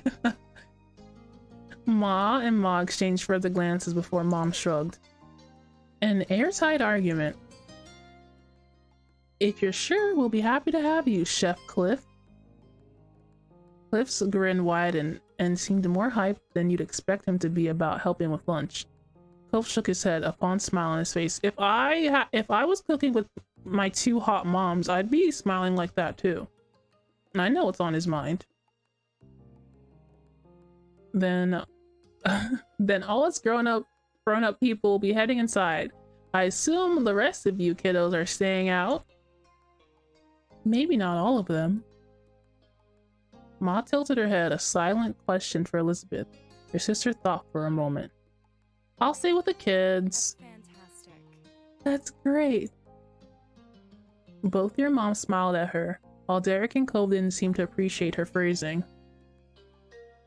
Though with the plan decided, all three parents waved and headed for your house. It was just you teenagers now. Time to have a dramatic trip to the beach on a sunset lit water, right guys? Time to be dramatic at the beach, and we're 13. Elizabeth looked at you and the others, a curious expression on her face. So, what now? You silently wondered if Elizabeth only stayed out with you to avoid getting roped into work. I don't blame her. Then again, she could just generally want to hang out. You couldn't tell with your sister.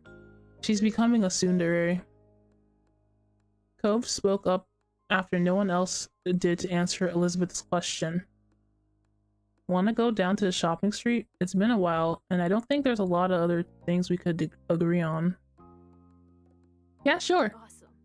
Sounds awesome to me. Unlike you guys, I haven't been there 1,000. I haven't been there 1,001 times. It's new to me. Alright. Something else I want to do, like what? Twiddle my thumbs? Yeah, let's go. Let's do it. Sounds good. Oh, it's the beach again. You know what happens at the beach. Dramatic, heartfelt conversations. You strolled across the road as a group, down to the beach and then to the left. It took less than 15 minutes to arrive, one of the conveniences of Sunset Bird. The four of you looked around. I'm not gonna yawn. I ended up yawning. What time is it anyway? It's on 8? It's not that late. The four of you looked around at familiar shops, trying to see if anything caught your attention this time. Derek was the most enthusiastic. He checked out every stall with his eyes wide and with wonder. Elizabeth and Cole were in good spirits as well. That's so cool! He ran over to a street magician, currently doing a card trick for a group of enchanted tourists. Derek clapped when the magician showed a middle-aged man his card. Oh man, I remember the first time we went down to the beach with Cove and this magic man was there too. At the same time. It was insane.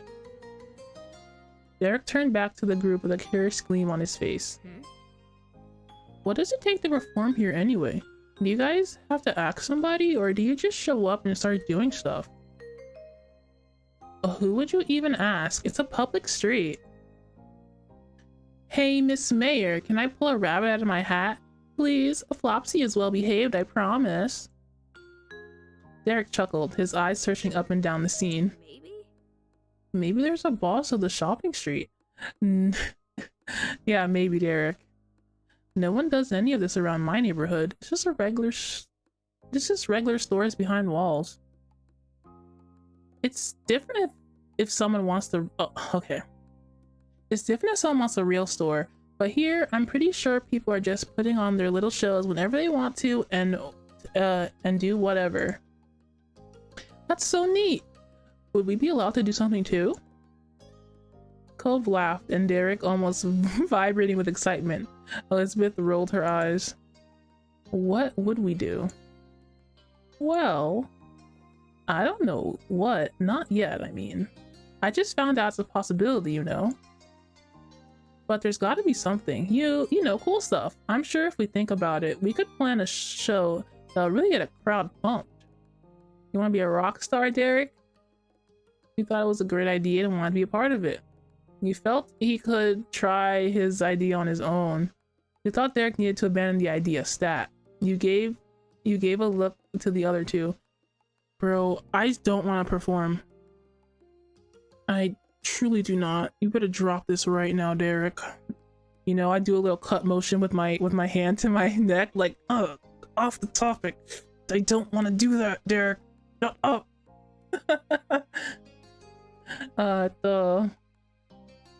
You felt you could try this out. Yeah, you do it on your own, Derek. Let's see you do it, nerd. I wonder if I could do some soccer tricks. Do you think that'd work? I don't know yet. With some amusement, the gang continued to pursue the stalls. Peruse the stalls.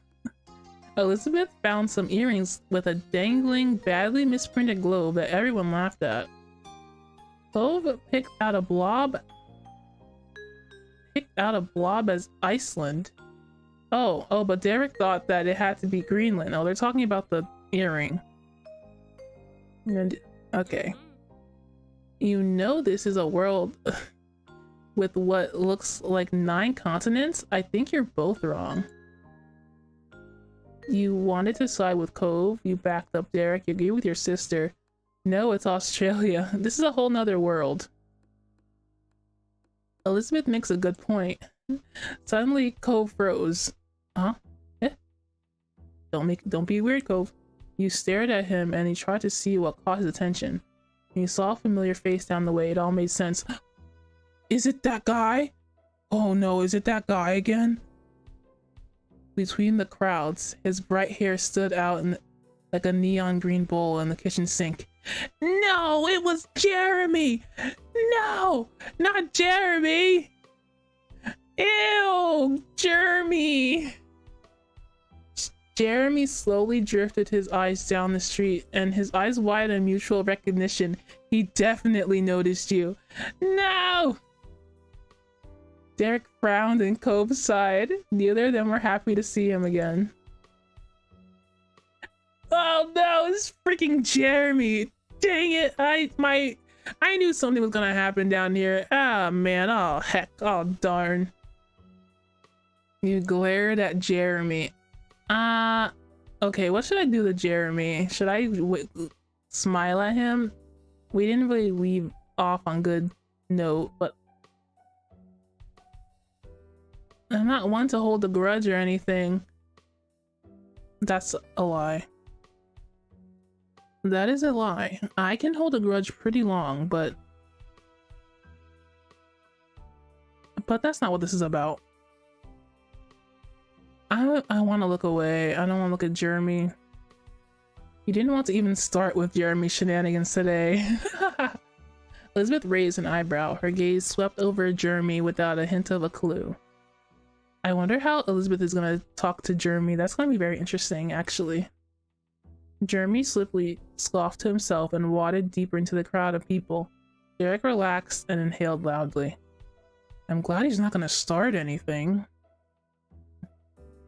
Well, what happened with Jeremy? Okay, so earlier, like in maybe the first story, we met some nerd kid named Jeremy, and he was just pouting on the beach, and me, Derek, and Cove had gone up to him just to say hi, like, what's up, what's happening, dude? And he was going on about how he didn't want to be here, and then he started insulting everybody. You know, he's getting mad defensive, even though we didn't do anything to him. And he was just really uptight. And like his body is crooked. He looks like a, I wonder if I can find up an image of him. Maybe I have one saved or something, because he is such a weirdo. There it is. I got it. I got you. Yeah, look, this is him. This is Jeremy. Isn't he so nasty? Look at this nasty little man. Wow. He was insulting Cove. Of course we're not similar. My eyebrows aren't stupid. Do you see this man's? Someone come get this man's before I beat him up. Yeah, he was making fun of everyone, being mean. Just a total downer.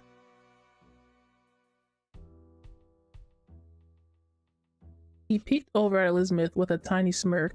Yeah, ill indeed, Rebecca. Ill indeed. See, that was the mean kid. What? Huh? She still didn't get it. That first summer day hadn't made nearly as much of an impression on her as it did for Derek. But he smiled and waved it off. Just forget about him. I already have. That's a queen. That's a girl boss. That Elizabeth is a girl boss. He laughed and Cove smiled lightly. He seemed in a much better mood now that Jeremy was gone. I'm glad we did not have to interact with him. Weirdo. Your eyes wandered over to where Jeremy disappeared. You hadn't forgotten that day you met him either. He was only gonna be in town for a vacation with his parents. With the parents he hated. That glimpse was probably just the last time you would ever see him. I doubt it. They wouldn't put his design in here for nothing.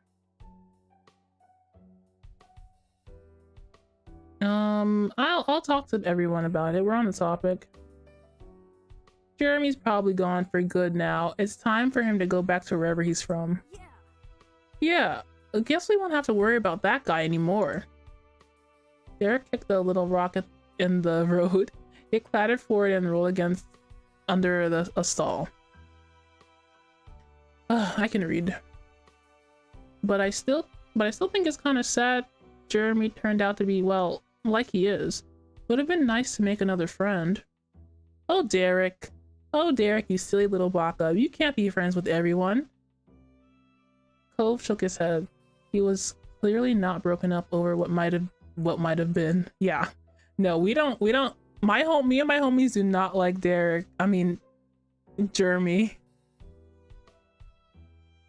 Me and my homies hate Jeremy. I'm happy it's over. You stay quiet. Maybe he'll become nicer in the future? Yeah. Let's have hope for... Let's all clasp our hands in prayer. And maybe he'll get over himself and become nicer in the future. Elizabeth rolled her eyes at the strange farewell to the odd boy, not interested in the slightest. She clearly didn't understand his impact. And at this point, she didn't want to understand. You couldn't help but wonder, though, what would have happened if you had interacted with Jeremy more? Jeremy was unlike anyone you'd ever met before. It is for the best. You thought he was horrible, you thought he was weird, you thought he was stupid, you thought he was kind of pitiful. You thought he was kind of okay, you didn't know what to think about him. He's kind of pitiful. I feel bad for him, being such a nerd. If he hates his parents so much, maybe it's bad for him. I don't know. Maybe he's just a little snot. Could be anything. You and the group moved on from the stall and from Jeremy. It didn't take long for everyone to return to the joking. The music just kicked in like, yeah, forget about Jeremy, let's party. You all enjoyed what little time you had left as Elizabeth mentioned the hour was almost up. The little trip had flown by and lunch must have been waiting for you now. Derek bounced on the balls of his feet. Okay. Come on guys, let's get going so we can eat. I'm starving. Yeah, my guy just said it. Let's eat. And also I hate walking. Cove stretched one of his arms lazily. Let's go then. He looked at him appraisingly. You asked Cove to carry you back to the house? Yeah. No more walking. Carry me. Hey, Cove. Yeah? Could you carry me back home, Witty, please? With sugar on top? What? What? Don't what me. You heard me. Cove's smile said he was amused, while the tilt of his eyebrows was full of disbelief. You explained you wanted a piggyback ride. You didn't want to talk back. You told him it was a special occasion. You decided to let it go. Give me a piggyback ride. I want a piggyback ride, and you're the only one big enough to give me one. Cove sighed and shook his head. Elizabeth and Derek became a chorus of laughter. Come on, Cove, it'll be fun. And also, I want to be carried now. Alright. Yeah! Yeah. Cove stepped over to you. He looked like he couldn't believe what he was doing. Your lips quirked into a large smile. Aw, yeah, thanks. Donnie gets me. He carefully crouched down in front of you so that you could climb on. It wasn't hard to hop on. He slipped his arms under your legs and did his best to lift you. It was wobbly, but he managed to stand all the way up. Elizabeth watched with a smirk on her face while Derek laughed even harder. It was fair to say that your antics were entertaining. You were glad Cove went with it. Why wouldn't he? Cove carried you home contentedly. Other than a few good-natured jokes at your expense, he didn't complain. He made it all the way back to your house without putting you down. It was a pleasant walk home, and in no time you had made it back. Derek got the front door and held it open for everyone as you each moseyed inside. Back to my house where everything's normal. Gosh. The three parents were still in the kitchen. They looked up and waved. One of these things is not like the other. Welcome back, everyone. You made it just in time. I hope you're hungry. When Cove had brought you inside, the parents couldn't help notice the odd conveyance. Your moms were unsure, and Mr. Holden raised an eyebrow. Oops! I forgot he was carrying me, actually, and that now we're in front of you, and he's carrying me. Don't make it weird, guys. Come on. Everything okay? Oh, they're worried about me. Did you pull something, Donnie? I'm okay. Cove, you've gotten so strong. Oh, Ma said that.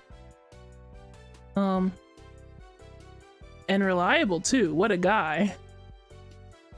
What a guy. Cove rolled his eyes at the commentary, then started walking to your couch. He bent down and let you plop back on the couch. Yeah.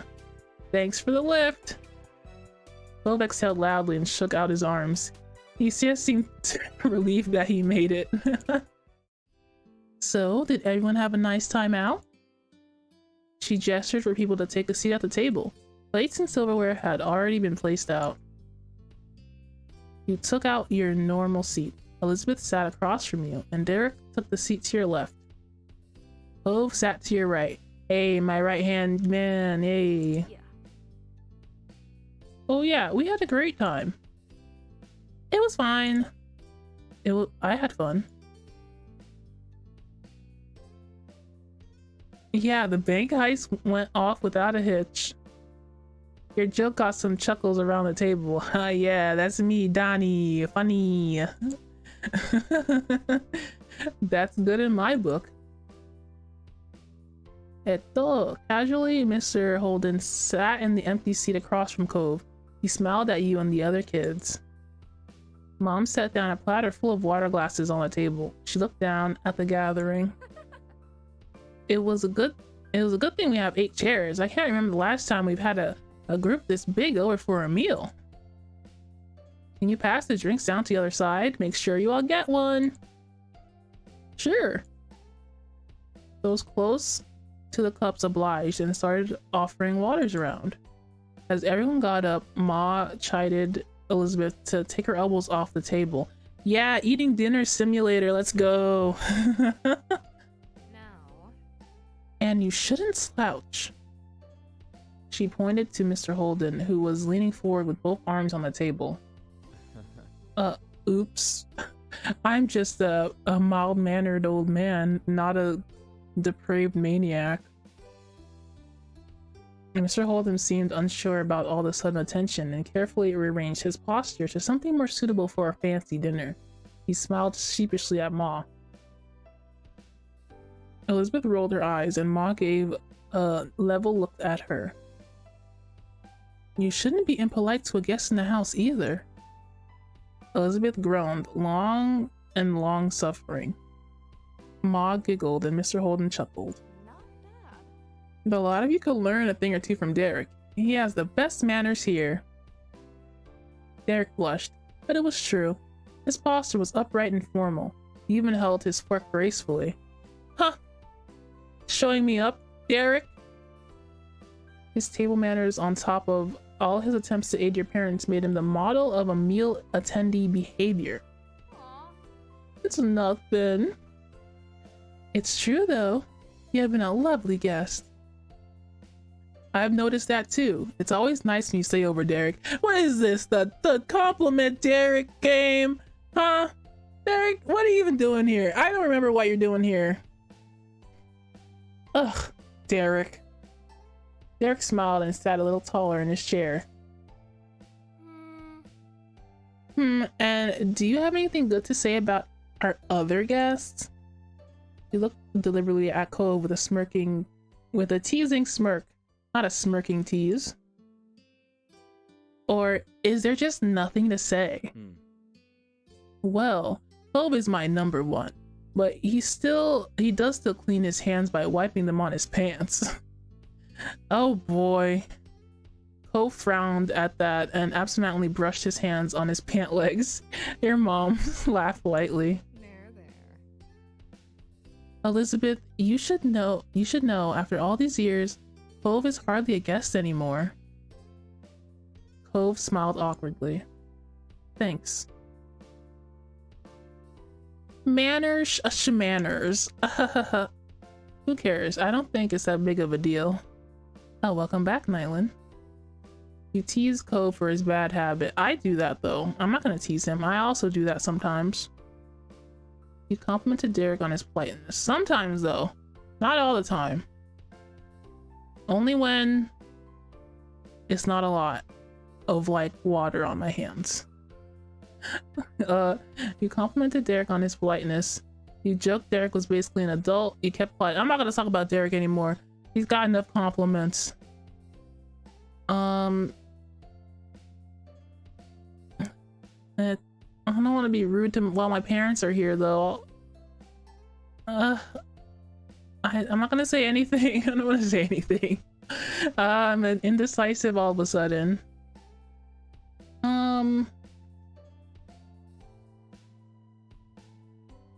Manners schmanners. I'm so cool. Don't think I'm not seeing your elbows where they shouldn't be, Donnie. Everyone ate their meal together and continued to hang out for the afternoon.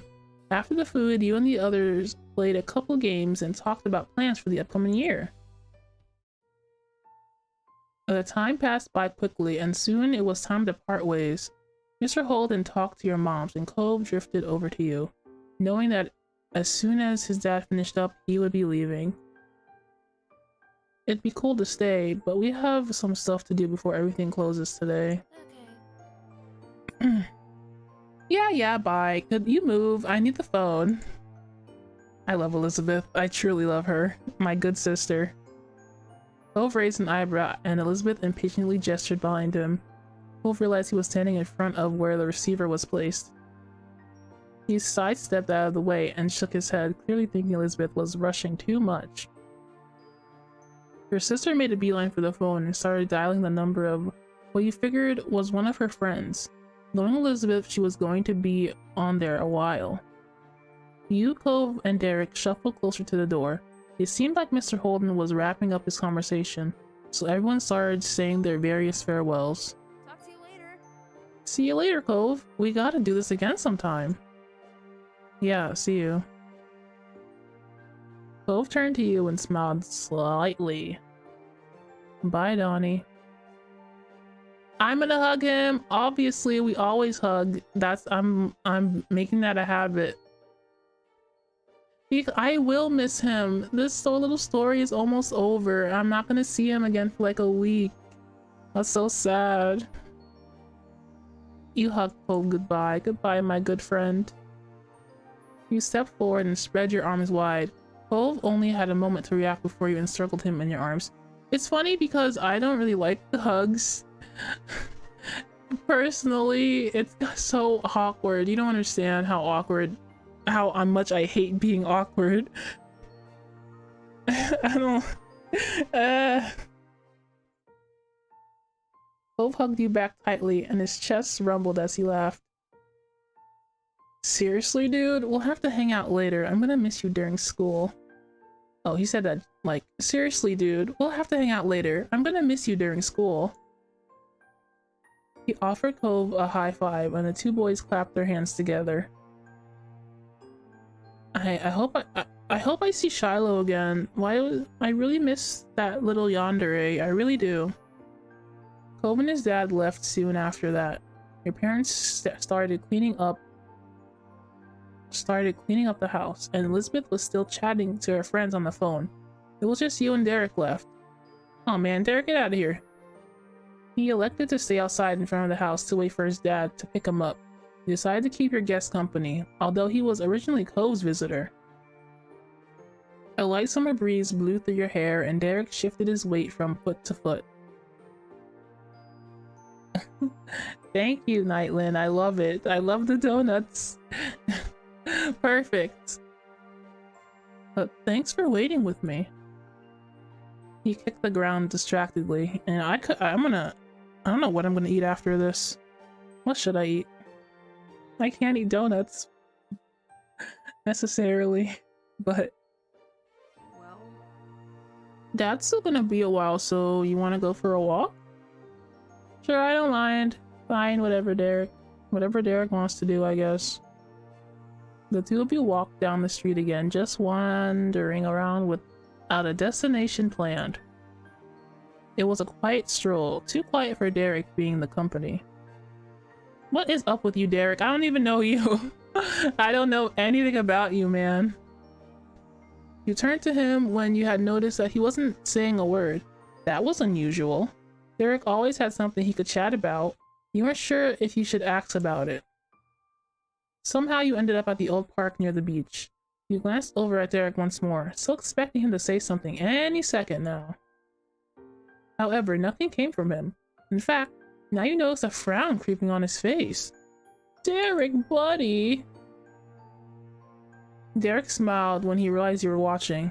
At least his mouth was turned up. There wasn't anything that really felt happy in the expression. What's wrong, buddy, old pal? You can tell me. He turned away and the smile fell off his face. Are you having emotional issues? You can tell me. His eyes stared intently at the ground and you raised an eyebrow. I would love to get to know Derek. I literally know nothing about the man. The boy. The baby. Is everything okay? If you want to talk about something, I'm here. Derek, what's going on? He kept quiet. I said this earlier. If you want to talk about something, hello, knock knock, Derek. I knock his head. I'm a little sad. It's just with school starting back up again, it's gonna be harder to visit. I'm gonna have to do homework and clubs and practice and everything else. this sucks. It really sucks we have to go to different schools. His face screwed up and his fists were closed tightly together. This was really concerning him. What if we don't have time? You channeled some optimism into the conversation. Derek, shut up. It happens every year. It'll be fine. We'll make time. We can talk over the phone and have plans for the weekends. It'll be okay. Derek looked up at the sky. It was an orange and purple with little whiffs of clouds scattered around. A plane flew high with a jet stream trailing behind it. Then he turned to the ground again. Derek's face was tilted far enough down that it was hard to read his expression. Hey, Donnie, I actually wanted to talk to you about something, if you don't mind. I hope it's not something sad, Derek. I don't know you, but I don't want to see you sad. There was a pause and he waited for him to finish his thought. Sorry. I was just kind of wondering, do you like guys at all? Like, would you ever want to be with someone who was a boy? Sorry if that's weird to ask. Okay, I like this. I like where this is going. What a funny little question, Derek. Why do you ask? I could be with a guy. Maybe? I don't know. You didn't answer him. I don't want to talk about that. Not with you, Derek. JK! The answer is yes, obviously. Okay, Ben. Why, Derek? Why the heck do you ask? He hesitated before finishing his question. So, what I mean is, is there any guy you can think of cool that you like around here? Not at school or anything like that. This is so cute. Okay, this is so adorable. I don't know. I wonder what he wants me to say. He ducked his head further. You thought about it. Imagine I said I liked him, like I don't even know him. Well, I like Cove. Mr. Holden! That answer makes me so mad. Mr. Holden?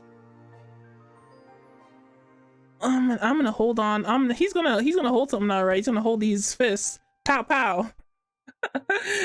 Beat him up. I'm gonna beat up Mr. Holden. Sweet child. He's like 13, so not too young. I'm sure. You know, we're both 13 and this is deep. There are a lot of guys I think are cool. Not right now. I don't really want to say that. I don't want to break his heart or anything, but I've got a game end to reach here. So I'm gonna save this because this is I would like to see what he says if I say I like him. But that's a thought for later. That's a later thought experiment for me. So I can tease children. Okay, well, I like Cove. Derek raised an eyebrow. He didn't look convinced at all. Nanda, what did I say wrong? I can't tell whether you're kidding or being serious. I really didn't think you with Cove? Huh? Huh? Why did you say it like that, huh? What do you mean by that, huh? Derek, you really piss me off sometimes, you know that, buddy? What'd you expect me to say? Did you expect me to say freaking Mr. Holden or something? Come on now. Say what you mean, buddy. Say it with your whole chest, come on. Derek started to mumble to himself, sounding very confused. What's so confusing about this? What? Does everyone think we're like siblings or something? That would be upsetting. Maybe they really didn't get my question? So no, buddy. Oh no, buddy. What's going on? Is it really that impossible for what? Derek pulled himself together. Somewhat meekly, he looked at you while he tried to project confidence. His posture was too tight for you to believe it. He was nervous. What? Alright. You know, thinking ahead and everything is important. You've gotta get yourself a game plan and all that. It's good to make plans, especially backup plans. You want to be a backup plan, buddy? He babbled, all full of energy and forced gutso. Well, anyway, I heard about this thing where people make pacts with their good friends that if they don't find anyone else, then they get together. He wants to be a backup plan. Buddy, don't do that. Don't say that. That's not good. Together, like they get married and stuff. He wants to Oh god, get me a promise ring and we'll think about it. So I was thinking, since it's good to have plans, it might be cool if we did something like that. His eyes widened and he starts making frantic hand gestures. Kid, I have no idea who you are. Just, you know, then we'd never have to worry about the future of finding someone. We can just set it like a whole decade in the future. Forever from now. Forever from now. You know, I'm not confessing or anything. I'm just saying, if you run out of options, I'm like right here.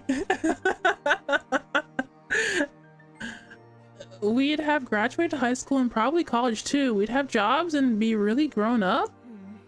I mean, we probably have our own places and maybe our own pets and student loans and cars. And Derek babbled on for a while more. It was as if all the words he held in silence during your walk had burst out now all at once. So yeah, what do you think? I'm gonna ruffle your little head with your stupid hair. Okay, that's a good idea. I think having a backup plan is smart. Why does he want to be a backup plan? Can we unpack that? What is that about? You accepted the deal because you like Derek. I do not like Derek. I'll think about it. No, do not say that. Do not say I'll think about it. You have to give the solid answer. Oh, do you like me, Derek? I'm getting the vibes that maybe you might like me. I don't think that would work. I'm sorry, Derek. All right, we're gonna save this as well. You know, I'm gonna go back so I can tease him, obviously, because that's funny. It's always funny.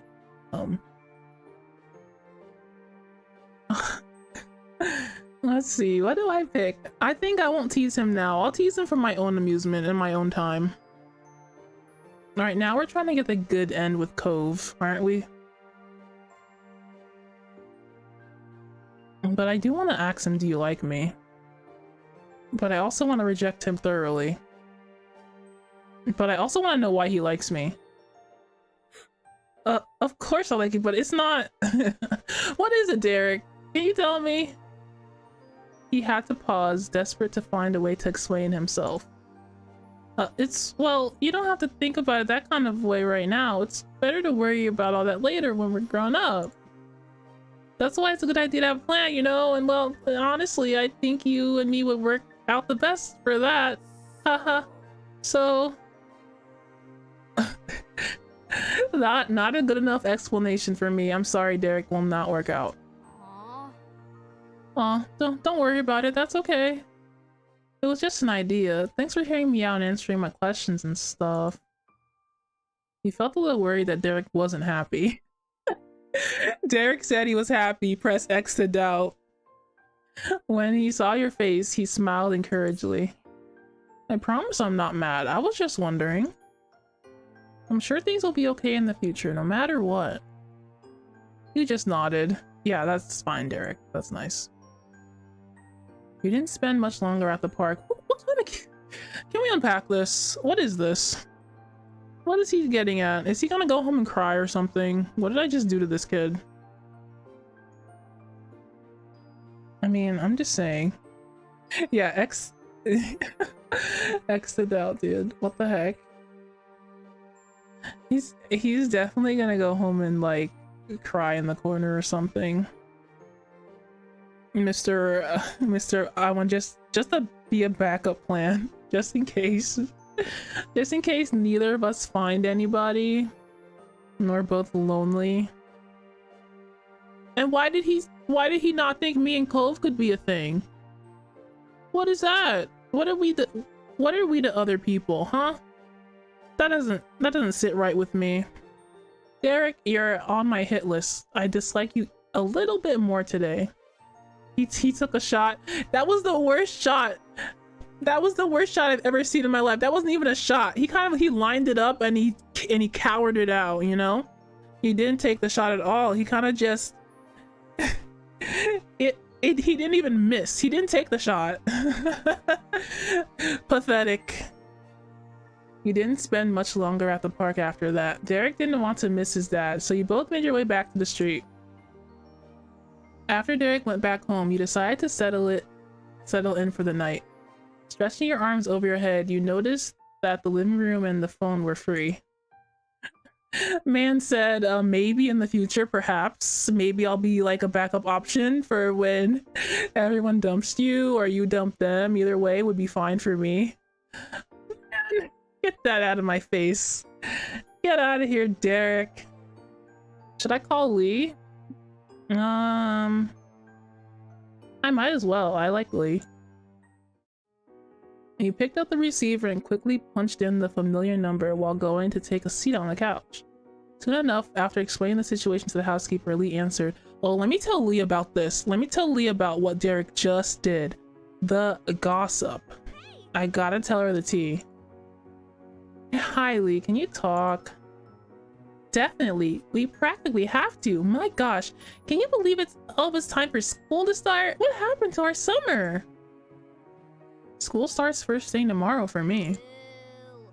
"Ew, and I thought starting next week was bad enough." "Enjoy your last week. It is the end for I perish." "Oh, I will.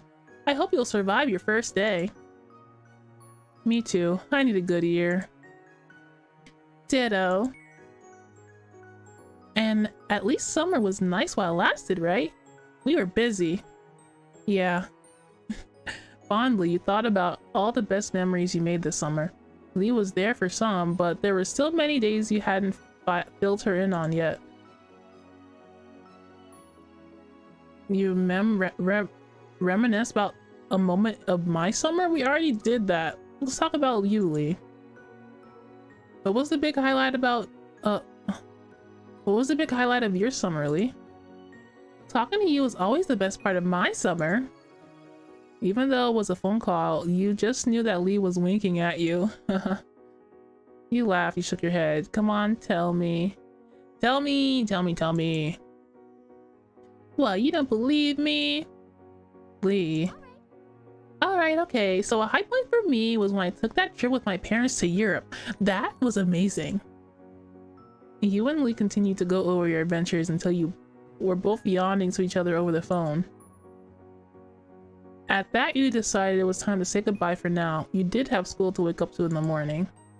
Bye, Lee. What? I didn't tell Lee about Derek. What the heck? Night, Lee. Night, Donnie. Talk to you later. You have 2 Pushins, Nightlin? That's good. Grow your collection. It's worth it. You left the phone on the side table for now.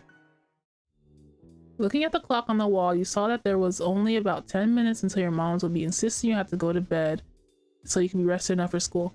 Man, I wanted to tell Lee about the thing. That's why I called her. Boo. Boo. I don't like it. I just happened to. It would have been so much fun. Okay. You stretched your legs out on the couch and sighed in defeat, watching the minute hand change 1 minute closer to bedtime. You rearranged yourself, feeling restless, and looked out the window. Startled initially, you spotted a figure in the hills. You spotted a figure in the hills.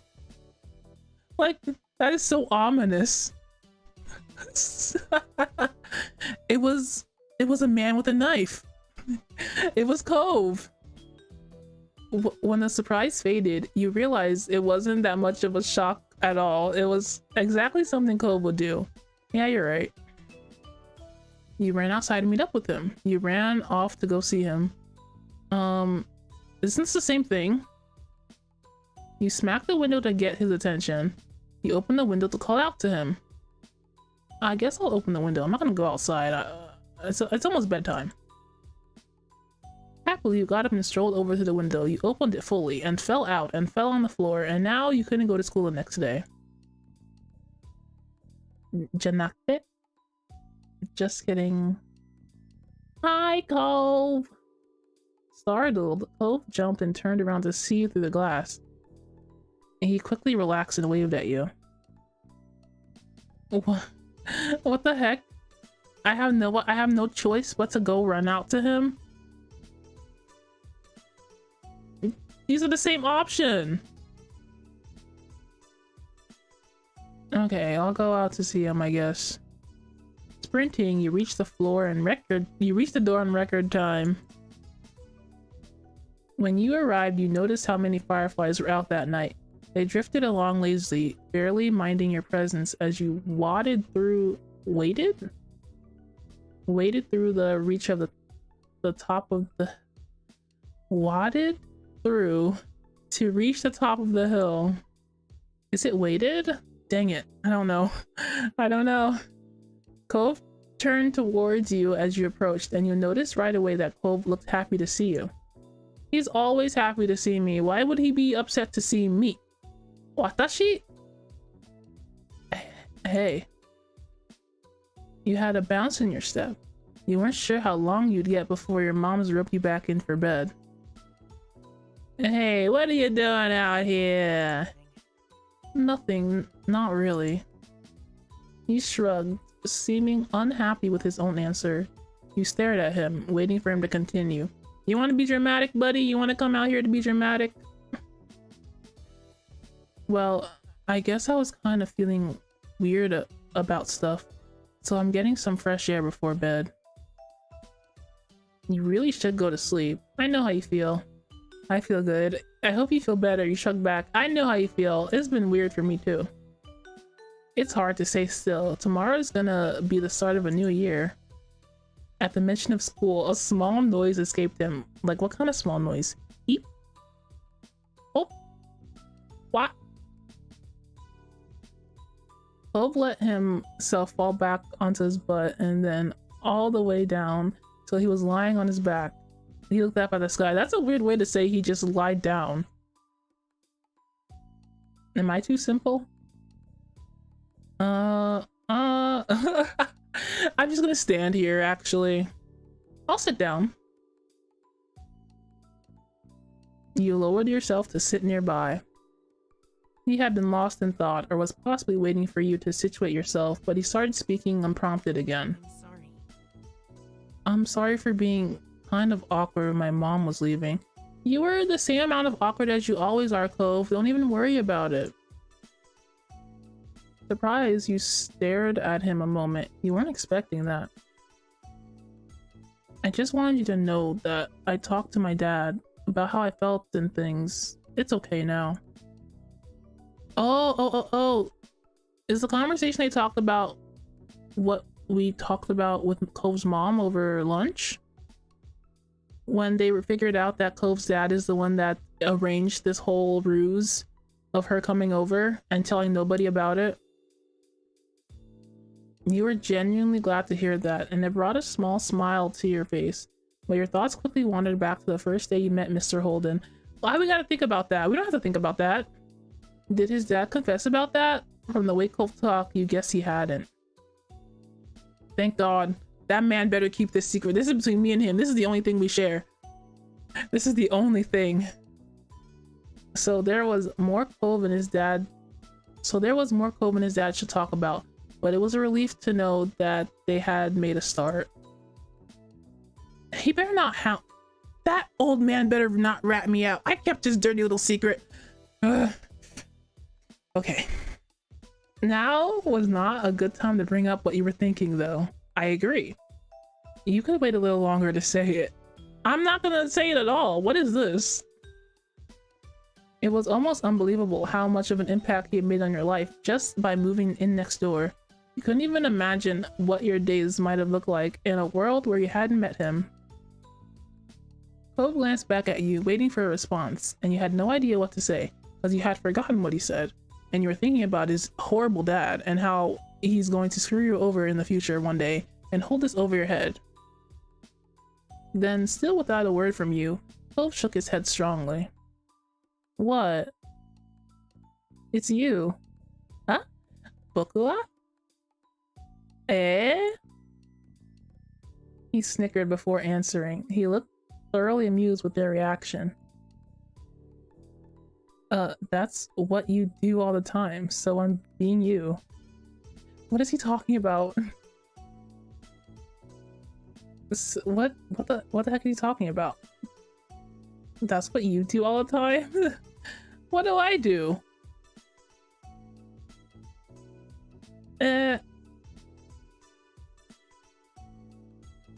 Let me see what this said again. Then, still without a word from you, Cove shook his head strongly. Is that what I do? I shake my head after looking at people. What am I, a weirdo? Should I feel bashful about this? I don't know. I was stunned he noticed enough to take note of it. Nah, he knows me. This guy knows me. You do that all the time too. Yeah, he does. Do I? Yeah. Cove couldn't help but grin at that. Honestly, there weren't many people you could think of who could tease you about something like that. Returning a smile, you realized there was no denying that you two had been around each other for a long time. Cove broke the quiet before it could fully settle. Hey, I'll see you tomorrow. Oh yeah, bye. Yeah, see you then. Peace. He disappears with the peace sign. Peace out, dude. With a final wave, Cove headed for home. But you stayed there a few minutes longer. Your mind kept going back to the simple statement, see you tomorrow. No matter how much was changing around you, there were still some things in your life that always seemed to remain true. The hills felt warm to you that night. Can we go to school with him, please? Am I the only one who wants a school sim? I'm so basic. Before you knew it, you were getting comfortable under the covers in your room. Your mind couldn't help but still be buzzing with thoughts about the future. You felt unsure. A new chapter of your life was about to begin, and no one could say what it was going to be like. Slowly, your eyes grew heavy as you drifted off to sleep, your mind spinning with wishful thoughts. No matter what happened next, you could only hope that you would make the most of it. You were ensnared in a dream when a noise from outside of the world jostled you. What's happening? Did that idiot barge into my room again? Oh, you stubbornly kept your eyes pressed shut. I snapped my eyes open. I'm a light sleeper, you know. What is it? The light clatter continued. Now that you were more alert, you could distinguish it as tapping sound. Quiet, slow, but persistent. Each beat was like being poked. You couldn't ignore it. You lifted your head from the pillow and looked for the source. Not much work was needed to puzzle it out. It was from the window. It's Cove again, isn't it? What did you want? I thought this was over. But that you knew exactly what it was. Uh-huh. He said goodnight and then he was like, actually, knock knock, open up. The color of the lights flickering into your room, it was too early for anyone to be awake, including the sun. It barely hauled itself over the horizon, but that didn't stop some people, it seemed. Oh, so it's like early morning and this guy's knocking on my window? Could you not? I'm not a morning person. You sat up in bed and opened the window wide. Cool air, not yet warmed by the day, tickled your face as it pushed into your room. And just as you expected, there was your neighbor crouching on your windowsill. He was fully dressed, not for school. Brother, what are you doing? I'm gonna beat you up. I'm gonna beat you up. He was wearing a wetsuit with a fond smile. This is ridiculous. Hi, Donnie. Hi. You stared back, blinking. What? Is he gonna turn into a mermaid before my very eyes? Is this the moment? Is this the moment in time where Cove finally reveals to me that he's actually a mermaid and he's gonna take me to the ocean and he's gonna go into the sea and show me his mermaid tail? Is he finally comfortable enough with that? This is it, guys. So technically we won't be back to school for a few more hours. He's gonna smell like salt water. His voice was delicate yet deliberate, each word a careful explanation. Classes haven't actually started yet, so do you want to hit the beach with me one more time this summer? You almost give me no choice with what you're doing right now. Cove, you're so cute. This is such a quirky little thing you do, waking me up in the middle of like, I don't know, 5 a.m. to go to the beach and surf. Here, here we go again.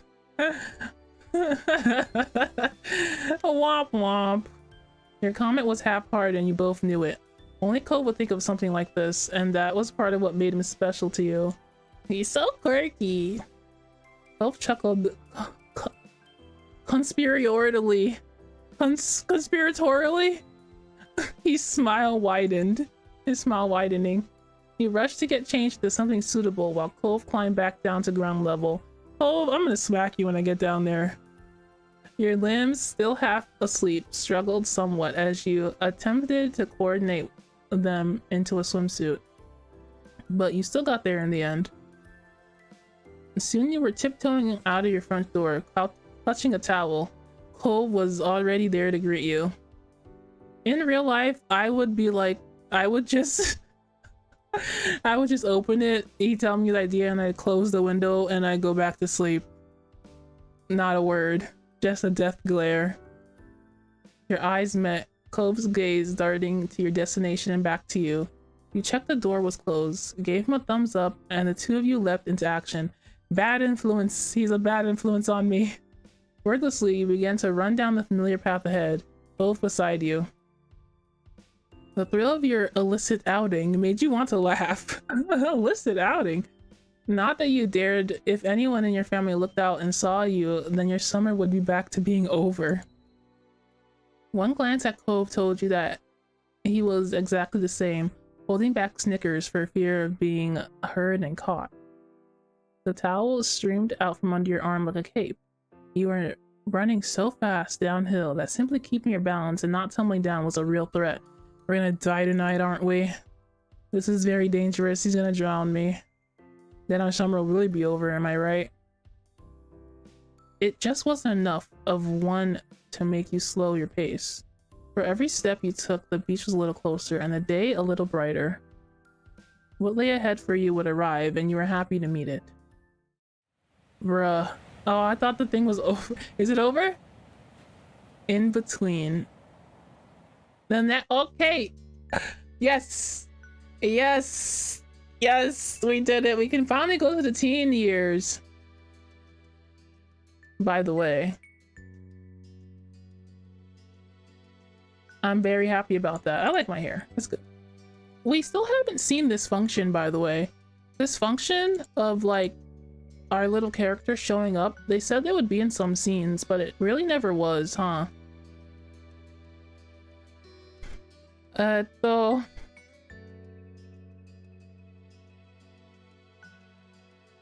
we're gonna stay the same here. We don't really need anything else, I don't think. Ring? Ring? What's that about? I don't wear rings. Should I wear a ring? What's this? Oh. Are these new options? I never, these weren't here before. Did they update it without me knowing?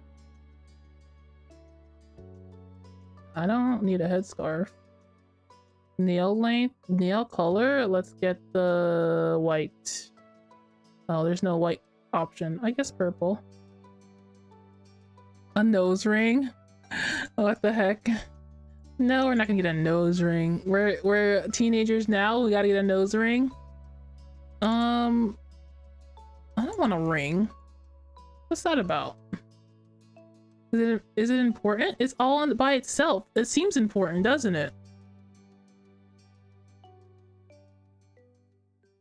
What? I don't wear jewelry. Okay. Done, I guess.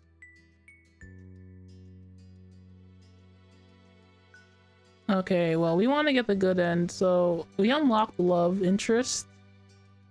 So, what does this mean? Oh, direct? Do we want to be more direct? No. What does this mean? What does the eyebrows doing that mean, huh? Nani? Wakaranai.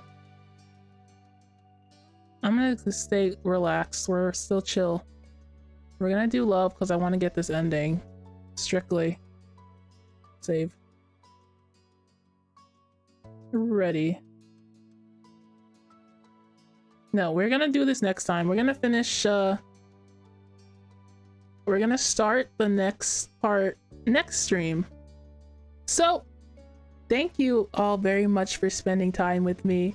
I really like this game. It's so dramatic and fun. And the next part is like a older teenage years, so that's gonna be the last chapter of the whole thing.